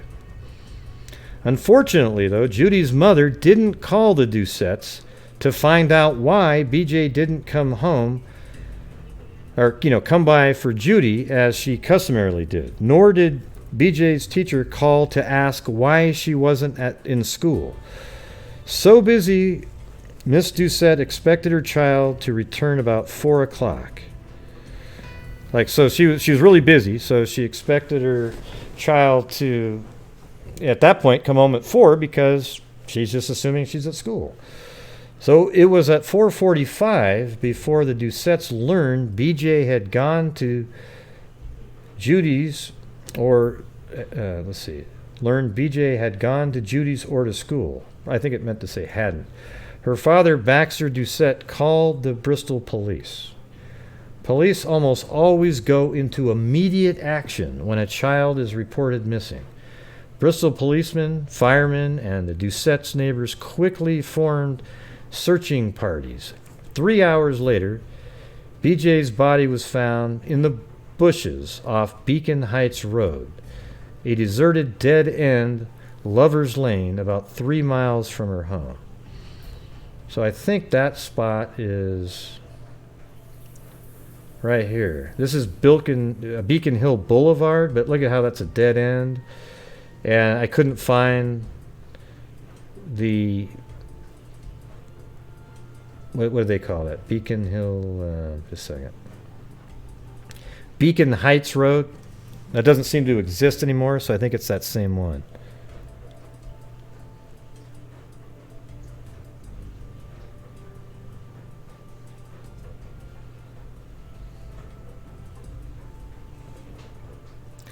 Most of her clothes were torn. Okay, so 3 hours later, BJ's body was found in the bushes off Beacon Heights Road, a deserted dead-end Lover's Lane about 3 miles from her home. Most of her clothes were torn from her body, and her sweater was twisted tightly around her neck.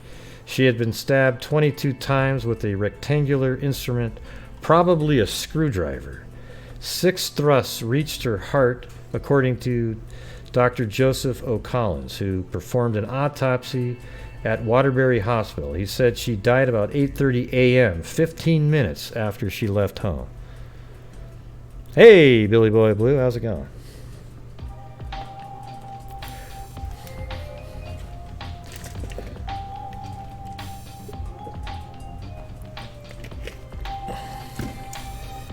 Yeah, it's a crazy story, isn't it? I mean, it just... Hugh Grays. Just a little 9-year-old just chilling, walking to school, going to go pick up a friend, and a monster shows up. But he actually describes what he did here in a minute. So hold on. The Doucettes and other parents were bitter over a Bristol Board of Education ruling which limited school bus service. The Doucettes lived just 1.4 miles from the Mountain Falls School. The ruling said the school bus would not pick up children who lived less than 1.5 miles from the school. That's so dumb. State Police Major George M. Remmer, in charge of the case, sent men with bloodhounds into the area to scour the countryside for the slain child's lunchbox, the dollar she carried for the school milk fund, her wristwatch, and a screwdriver. Other clues, footprints, tire marks, scents had been washed away in Bristol's first downpour in a month. So really unfortunate there. Within 24 hours, Bristol police, directed by Chief Thomas V. McCarty, rounded up and questioned some 50 known sex offenders in the area, but each offered a satisfactory alibi and none was held. A week passed, and the flag at half-mast at the Mountain Falls School was hoisted staff high again. Daniel McPherson, 34, a patrolman on the Bristol police force who had been made a probationary detective just 4 months before, was eager to improve his status.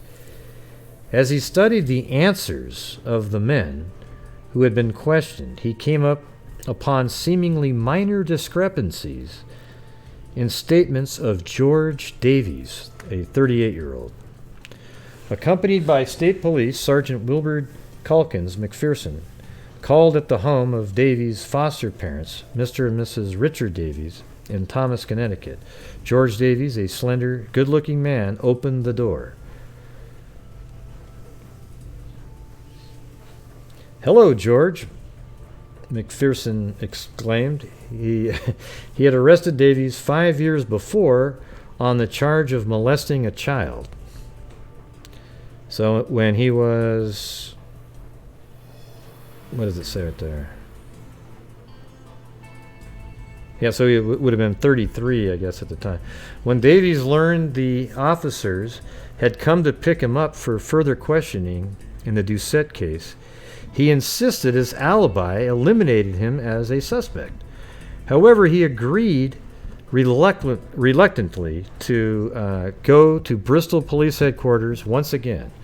But first, would they excuse him while he went to the bathroom? Davies kept them waiting so long, McPherson said Calkins went to look for him. He had taken 6 sleeping pills in a suicide attempt. So while he was being interrogated, he said, "Hey, do you mind if I use the bathroom?"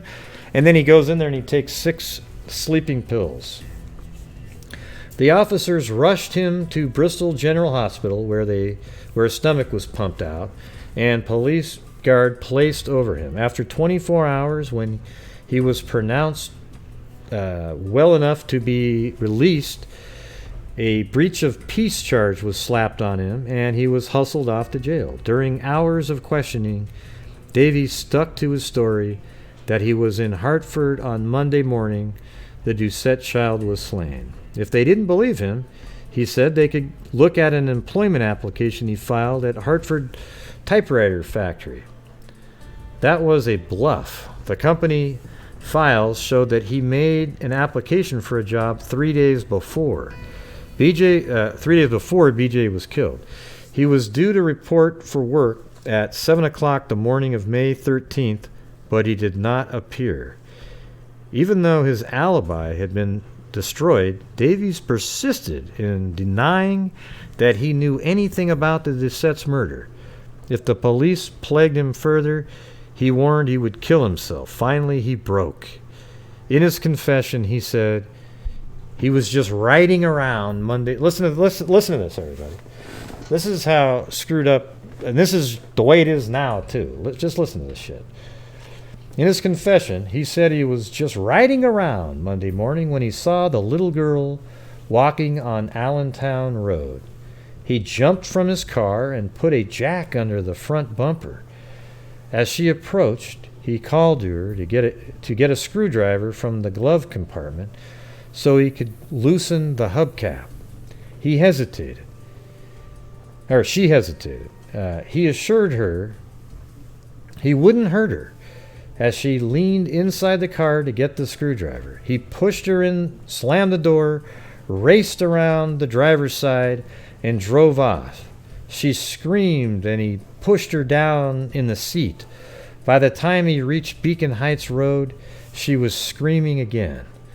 Panicky, he stopped the car, reached over, and clutched her neck. She gasped and went limp. She sounded like my second wife, Nan, when she screamed, Davies said in his confession. I wanted to shut her up like I want to shut up my wife when she starts these tantrums. He said he placed the child on the ground and stabbed her with the screwdriver. I felt like bouncing her off a stone wall. I slammed down the screwdriver as hard as I could. I missed the target at times because I was in a frenzy.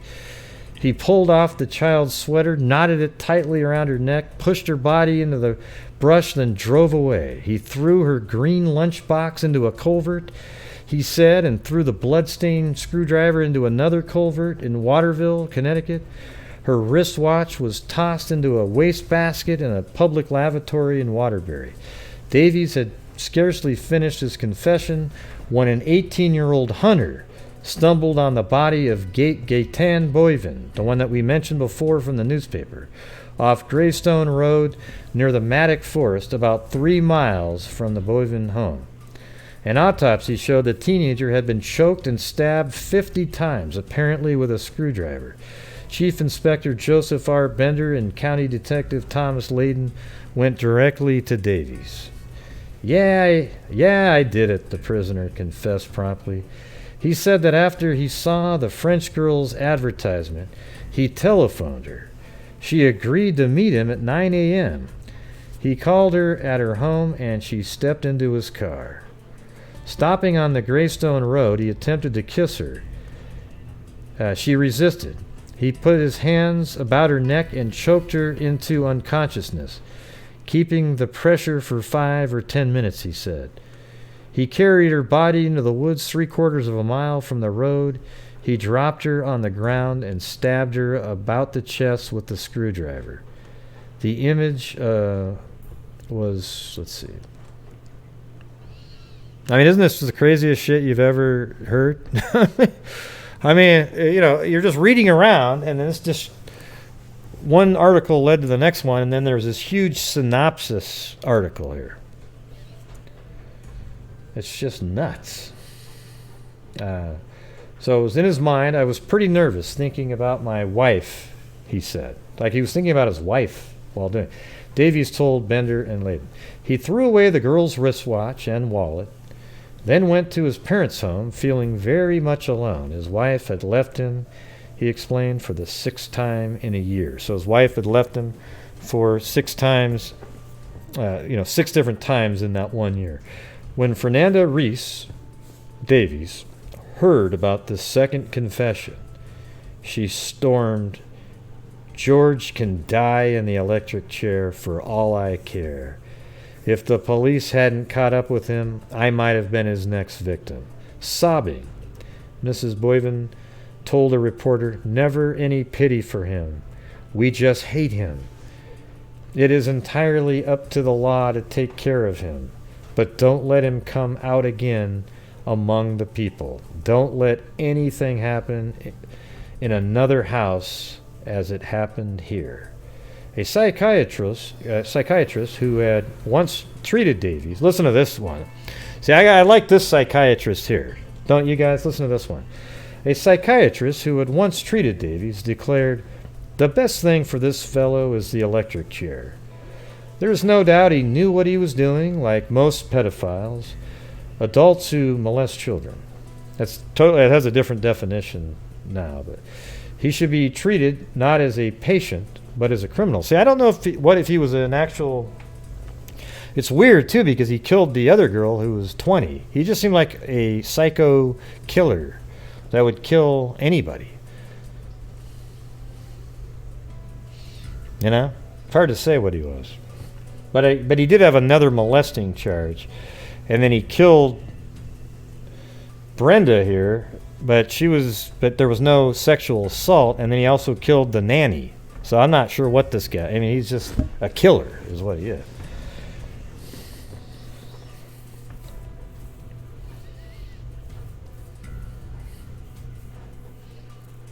Yeah. So he said he should be treated not as a patient, but as a criminal.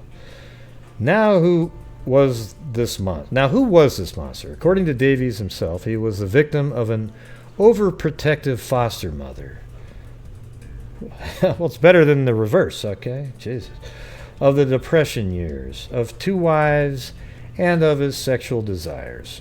Well, so that's really what it is, your sexual desires. A child or unknown parents, he was adopted by Mr. and Mrs. Davies when he was 18 months old, and they were extraordinarily devoted to him. He joined the Civilian Conservation Corps during the Depression. Later, he worked as an automobile mechanic and an operator of a factory machine. When he married his foster parents, his foster parents tried to make his life easier by allowing him and his wife, Gertrude, to live in a Davies-owned bungalow on Fenn Road in Thomaston, Georgia. However, in 1952, George was arrested for molesting two Wolcott, Connecticut girls, 9 and 10. He pleaded guilty to the charge and was sentenced to 1 to 2-year term in state prison.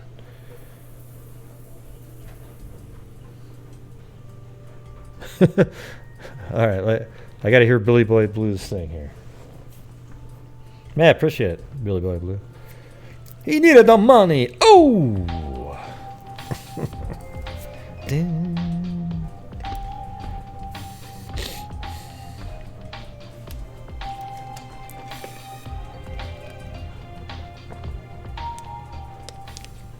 Sorry if this is random, but I haven't donated in a while.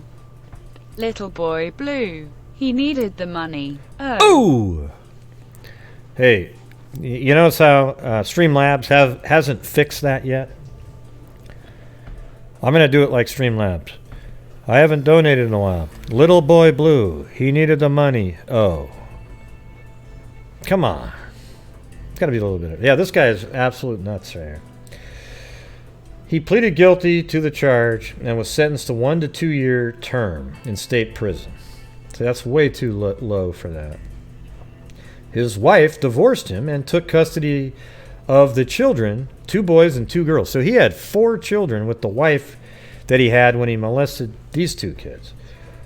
While he was in prison, he was examined by psychiatrist Dr. Daniel O. Sayers of Waterbury, who called him an erotic character who does not seem to be suffering seriously.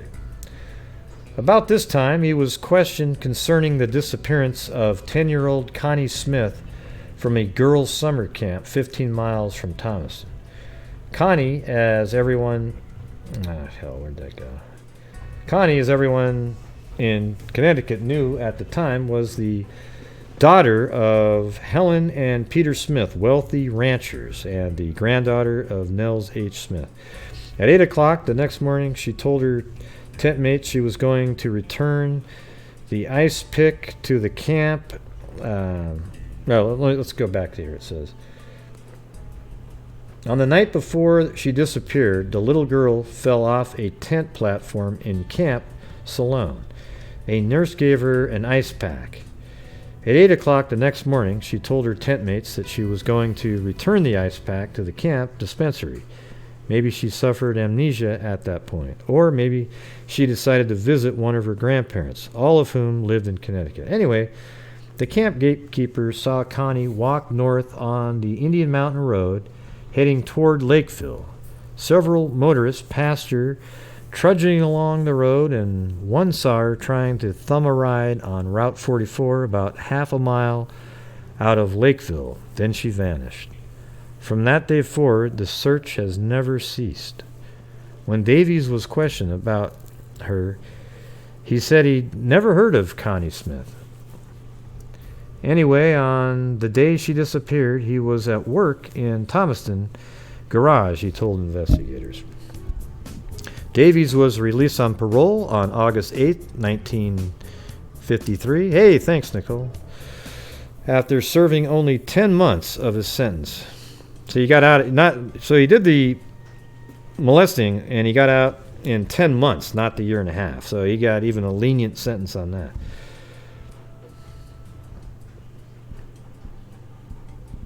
Yeah. So on June 3rd, 1956, Davies he married again, and that's when he married Fernanda Reese. Let's see. He was oversexed, she says. He wouldn't work. He wouldn't pay his bills. And he would beat me up every time we got into an argument. He's got a terrible temper. During one of his separations from Nan, Davies remembered Dr. Stanlow and went to him on February 5th, 1957, complaining that he was disturbed over his marital trouble. He received 4 electric shock treatments that month. Nan returned to him. Isn't that crazy? Back then, the psychologists, they would just give you some shocks. Like, if you weren't quite, it's like, how you feeling today? Well, I'm a little down. Come over here, buddy. Let me shock you in the head a couple times.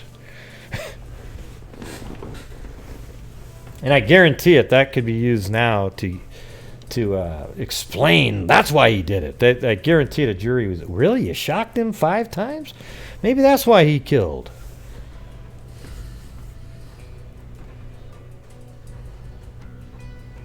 By April, he was in the dumps again. Nan had left him, and he had quarreled with his parents. Back he went to Dr. Stanslow with his troubles.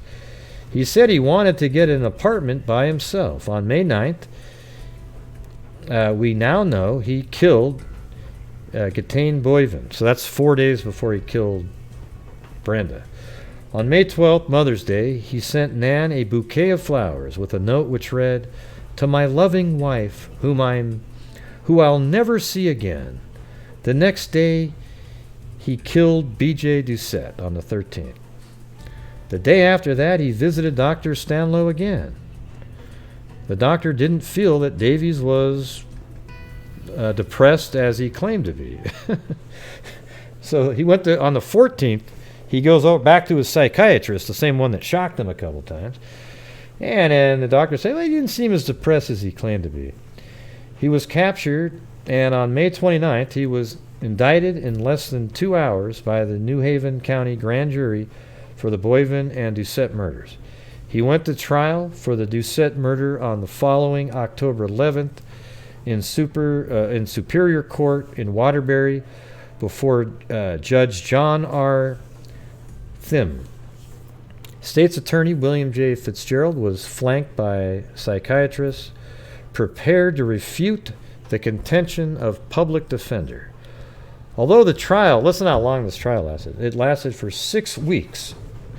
The state case was short and simple.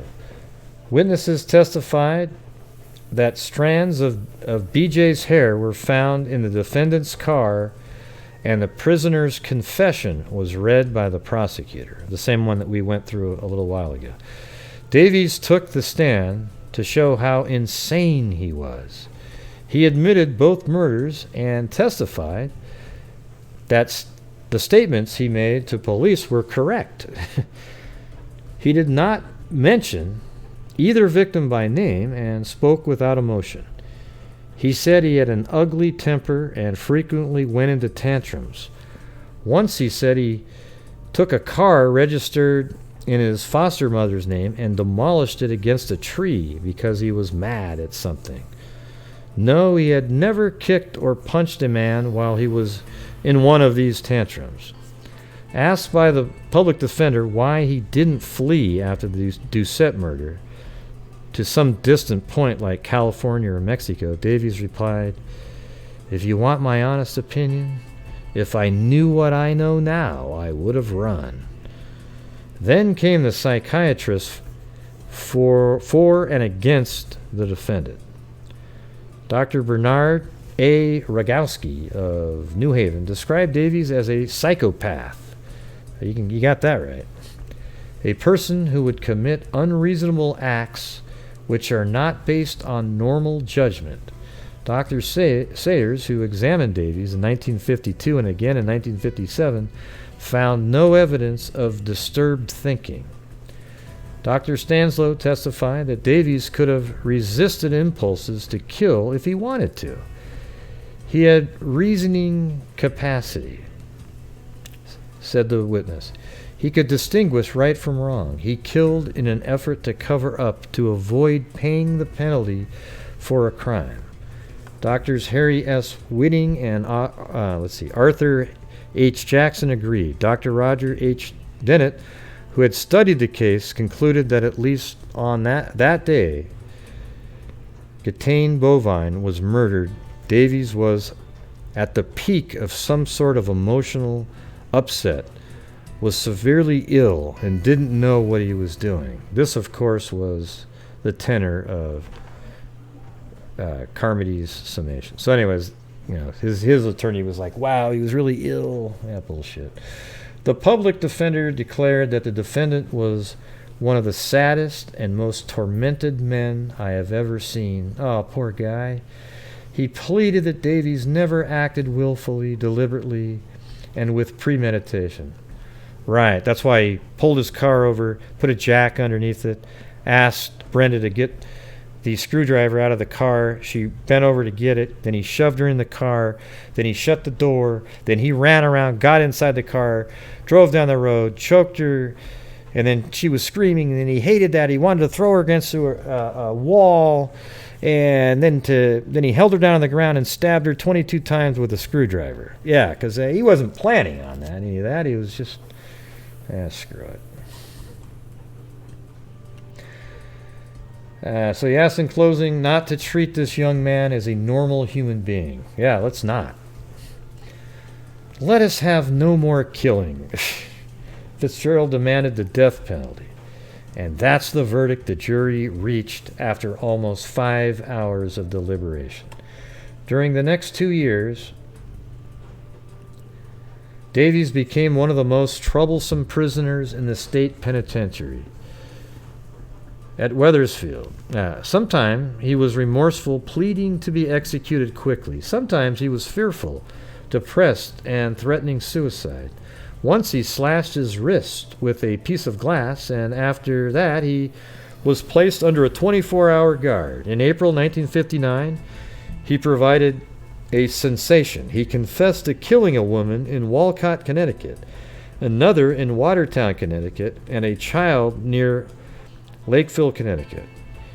Yeah, that's the girl, he said, when he was shown a picture of Connie Smith, the one we were talking about earlier with the tent and everything. Although it isn't a good likeness. He led the excited police to a stream near Litchfield and pointed out a spot on the sandy banks as the place where he buried Connie's body 7 years before. Although a flood marks indications that anything buried there would have been washed away, the hopeful police set a power shovel and bulldozer to work. They dug down 12 feet, found nothing. Was Davies telling the truth? Waterbury police were inclined to think he was lying. He said he killed Mrs. Jamil J. Jean. I mean, so like he goes through and he lists some other people. They didn't believe that he killed any of these other people. That's the thing. But I actually think he's killed before.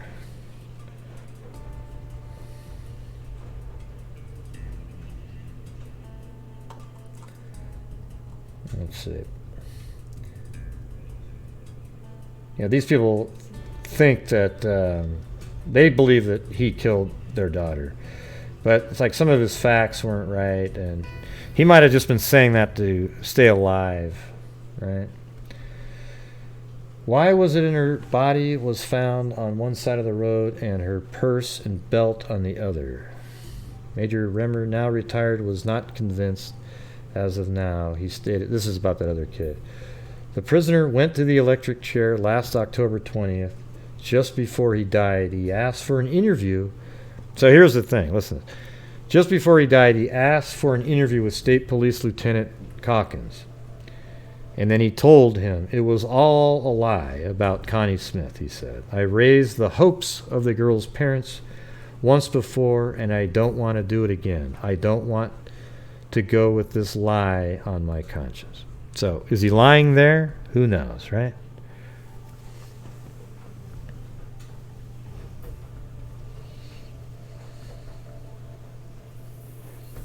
Yeah.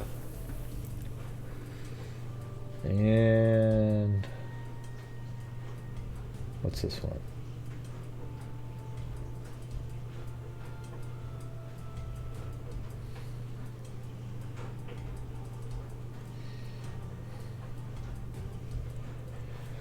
Yeah, and believe it or not, he's listed on some of these Murderpedia pages. They don't have him listed as a serial killer, but I wouldn't be surprised if he is at all.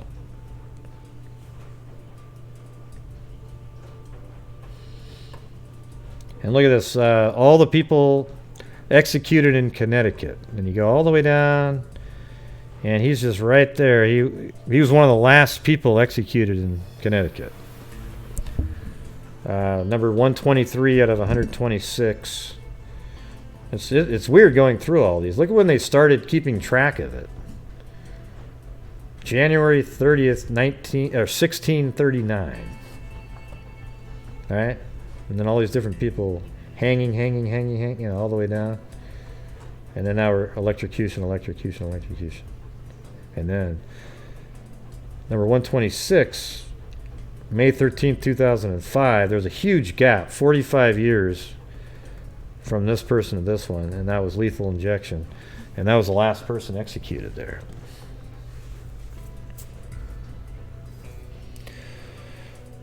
All right. Well, that's it, everybody. That's all I had for you guys tonight. But isn't that a wild one?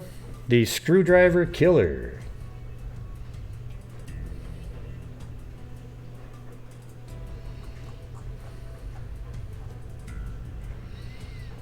It sounds like something that you hear today too. It just shows you that there's psychos all the time, and it doesn't really matter what time frame you're dealing with. But that was a pretty big story back then.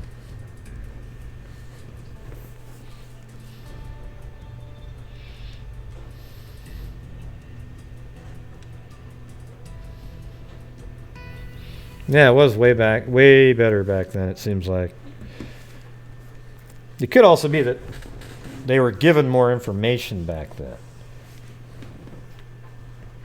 But his description, that was unbelievable. I almost just want to go over that part one more time. Hold on. Just the sheer horror of that. It's crazy.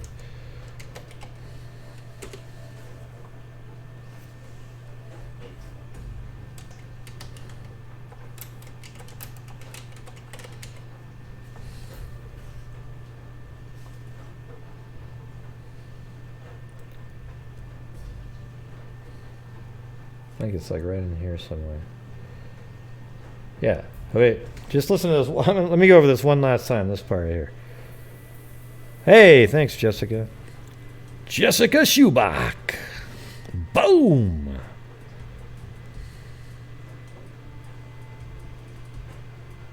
I'm gonna go from the confession on, because I think when you read this, you just kind of realize that, I mean, this is how these monsters are out there. They're just there.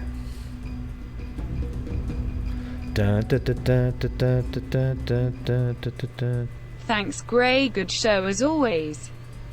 Yeah, well, thank you. Let me just go through this one last, do over this again. In his confession, he said he was just riding around Monday morning when he saw the little girl walking on Allentown Road. He jumped from the car and put a jack under the front bumper. As she approached, he called her to get a screwdriver from the glove compartment so he could loosen the hubcap. She hesitated, but then he assured her he wouldn't hurt her. As she leaned inside the car to get the screwdriver, he pushed her in, slammed the door, raced around to the driver's side, and drove off. She screamed, and he pushed her down in the seat. By the time he reached Beacon Heights Road, he was screaming again, or she was screaming again. Panicky, he stopped the car, reached over, and clutched her neck. She gasped and went limp because he just squeezed her neck. Oh, here we go. We got a Billy Boy Blue. Yeah, he's a total monster. Oh, man. Lil Miss Muffet, Saturday on a tuffet, eating her Saturday. curds and whey. Along came a spider Saturday down beside her. He said, hey, what's in the bowl, biatch? Yep, there you go. Thanks, Billy Boy Blue. So he says he's panicky. So he was getting panicky. He stopped the car, reached over, and clutched her neck. She gasped and went limp. She sounded like my second. Now he starts getting really bitter sounding. She sounded like my second wife. He's talking about a 9-year-old here. Sounded like my second wife, Nan, when she screamed, Davy said in the confession. I wanted to shut her up like I want to shut up my wife when she starts these tantrums. He said he placed the child on the ground and then stabbed her with the screwdriver. I felt like bouncing her off a stone wall. I slammed down the screwdriver as hard as I could. I missed the target at times because I was in a frenzy. He pulled off the child's sweater, knotted it tightly about the neck, pushed her body into the brush, then drove away. Hey, thanks, Cairo Al-Qadir.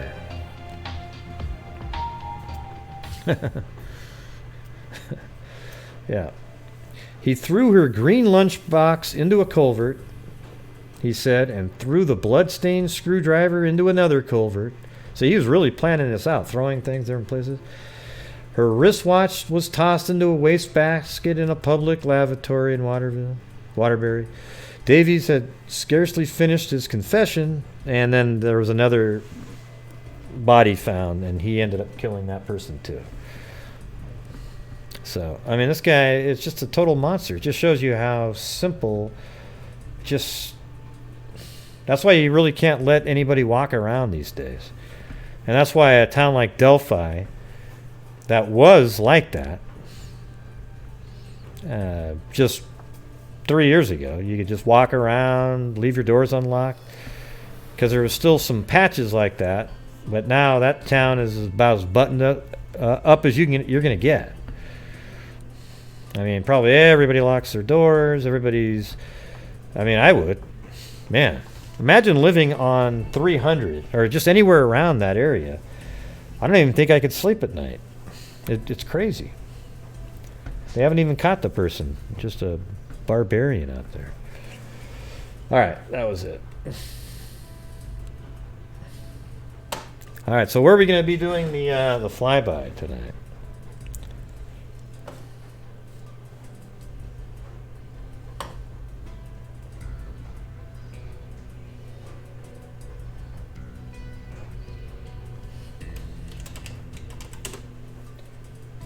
All right, and let's see.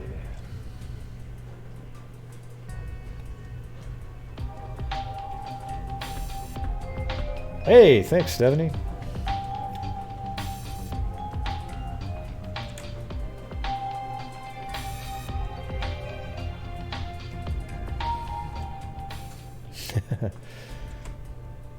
Yeah. Just a second, I'm trying to... So that was Stephanie on PayPal, and then Cairo on PayPal. Then there was a Linda Howell earlier,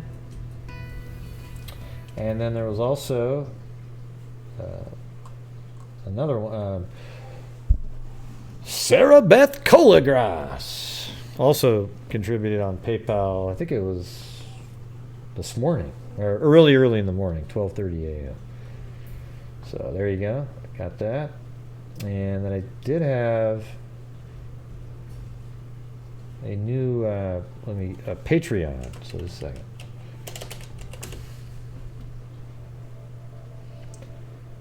Yeah, Wombat Dundee and hey, thanks Wombat Dundee. And Film Chick. I think that was a couple days ago though. Let's see.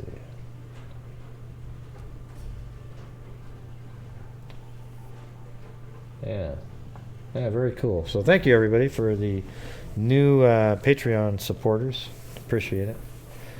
And then on tonight's, now I'm gonna have to. It's gonna be a struggle now to go find the.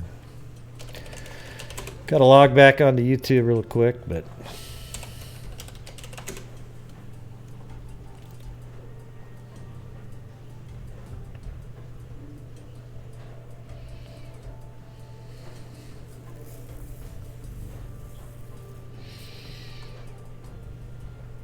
Okay, So thank you to Kit Kat, Melissa Maynard again, Mirabuka Love, Melissa Maynard again.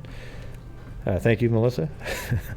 And then Slim Dog. Oh, and then Melissa Maynard again. Then Raquel. And then Amy Stegman.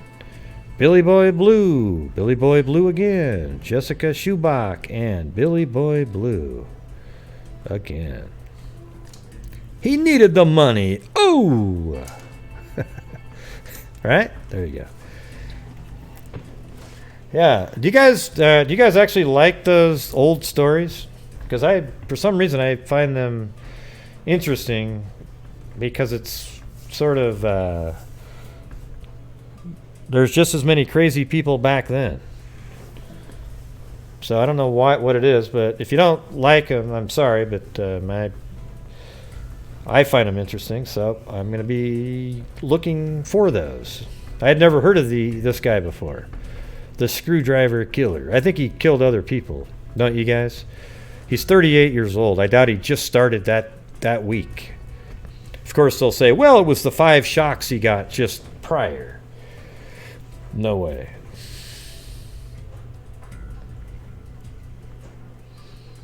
Although, you got to admit, that is crazy how liberally they gave out shock treatments back then. It's like, oh man, your tooth hurts? Hey, come here, let's give a couple shocks. We'll deaden the part of your brain that feels the tooth.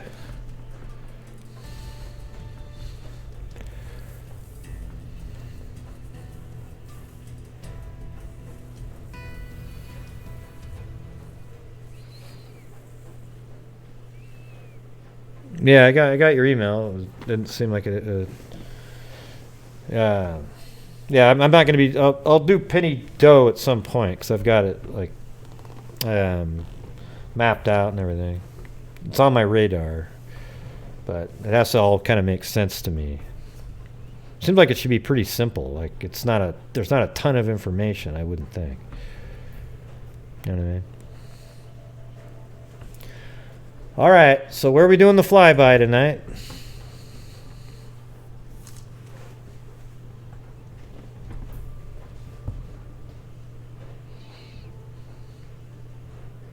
Hey, thanks, Sarita Hilly.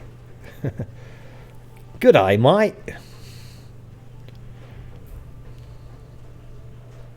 Yeah, so let's do Sedona.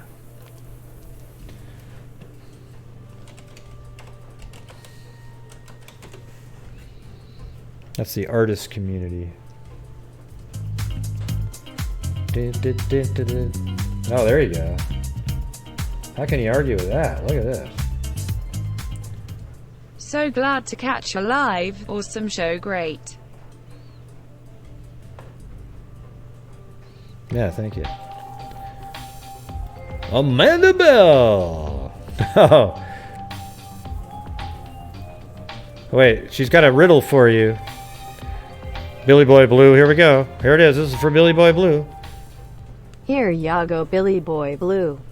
Little Miss Muffet sat on a tuffet, her clothes all tattered and torn. It wasn't the spider that crept up beside her, but Little Boy Blue and his horn. Hey, that one's pretty good. That was a pretty good one there.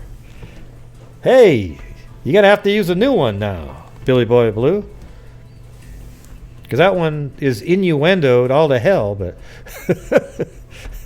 Oh, yeah. You know what I'm saying? You.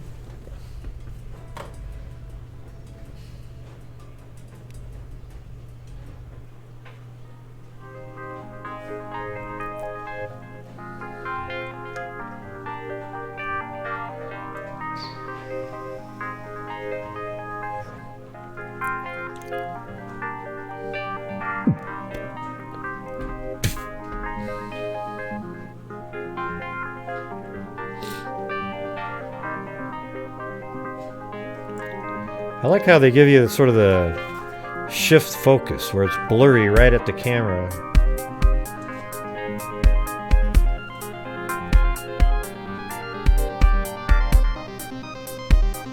Now watch this move here. Watch this move, everybody. Well, I gotta try this again. Hold on. Oh man, I lost it.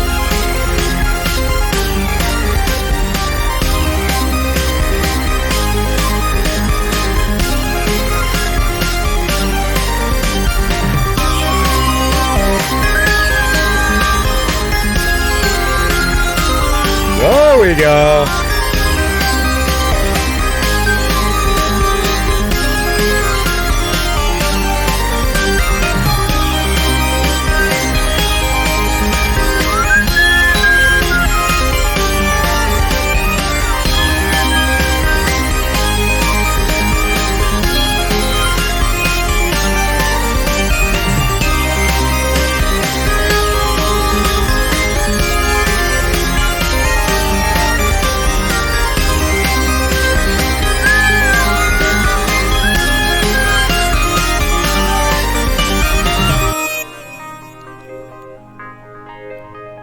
Thank you, moderators. You guys are awesome.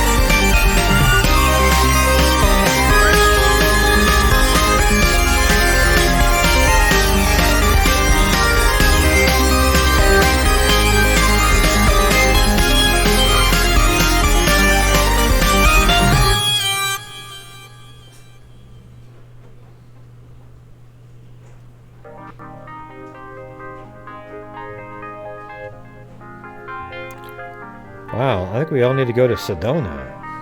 CrimeCon, Sedona. That make more sense.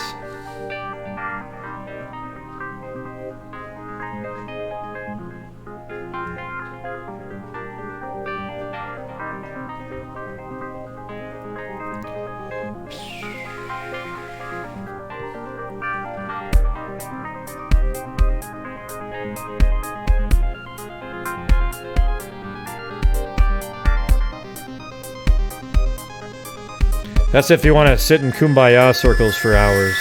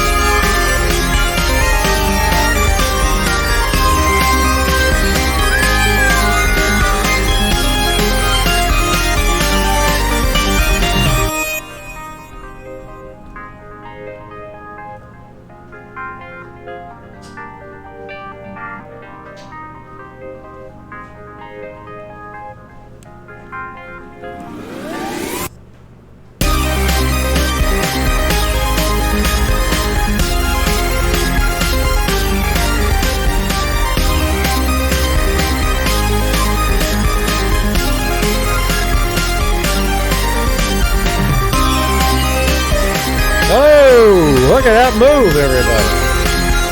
Try that again.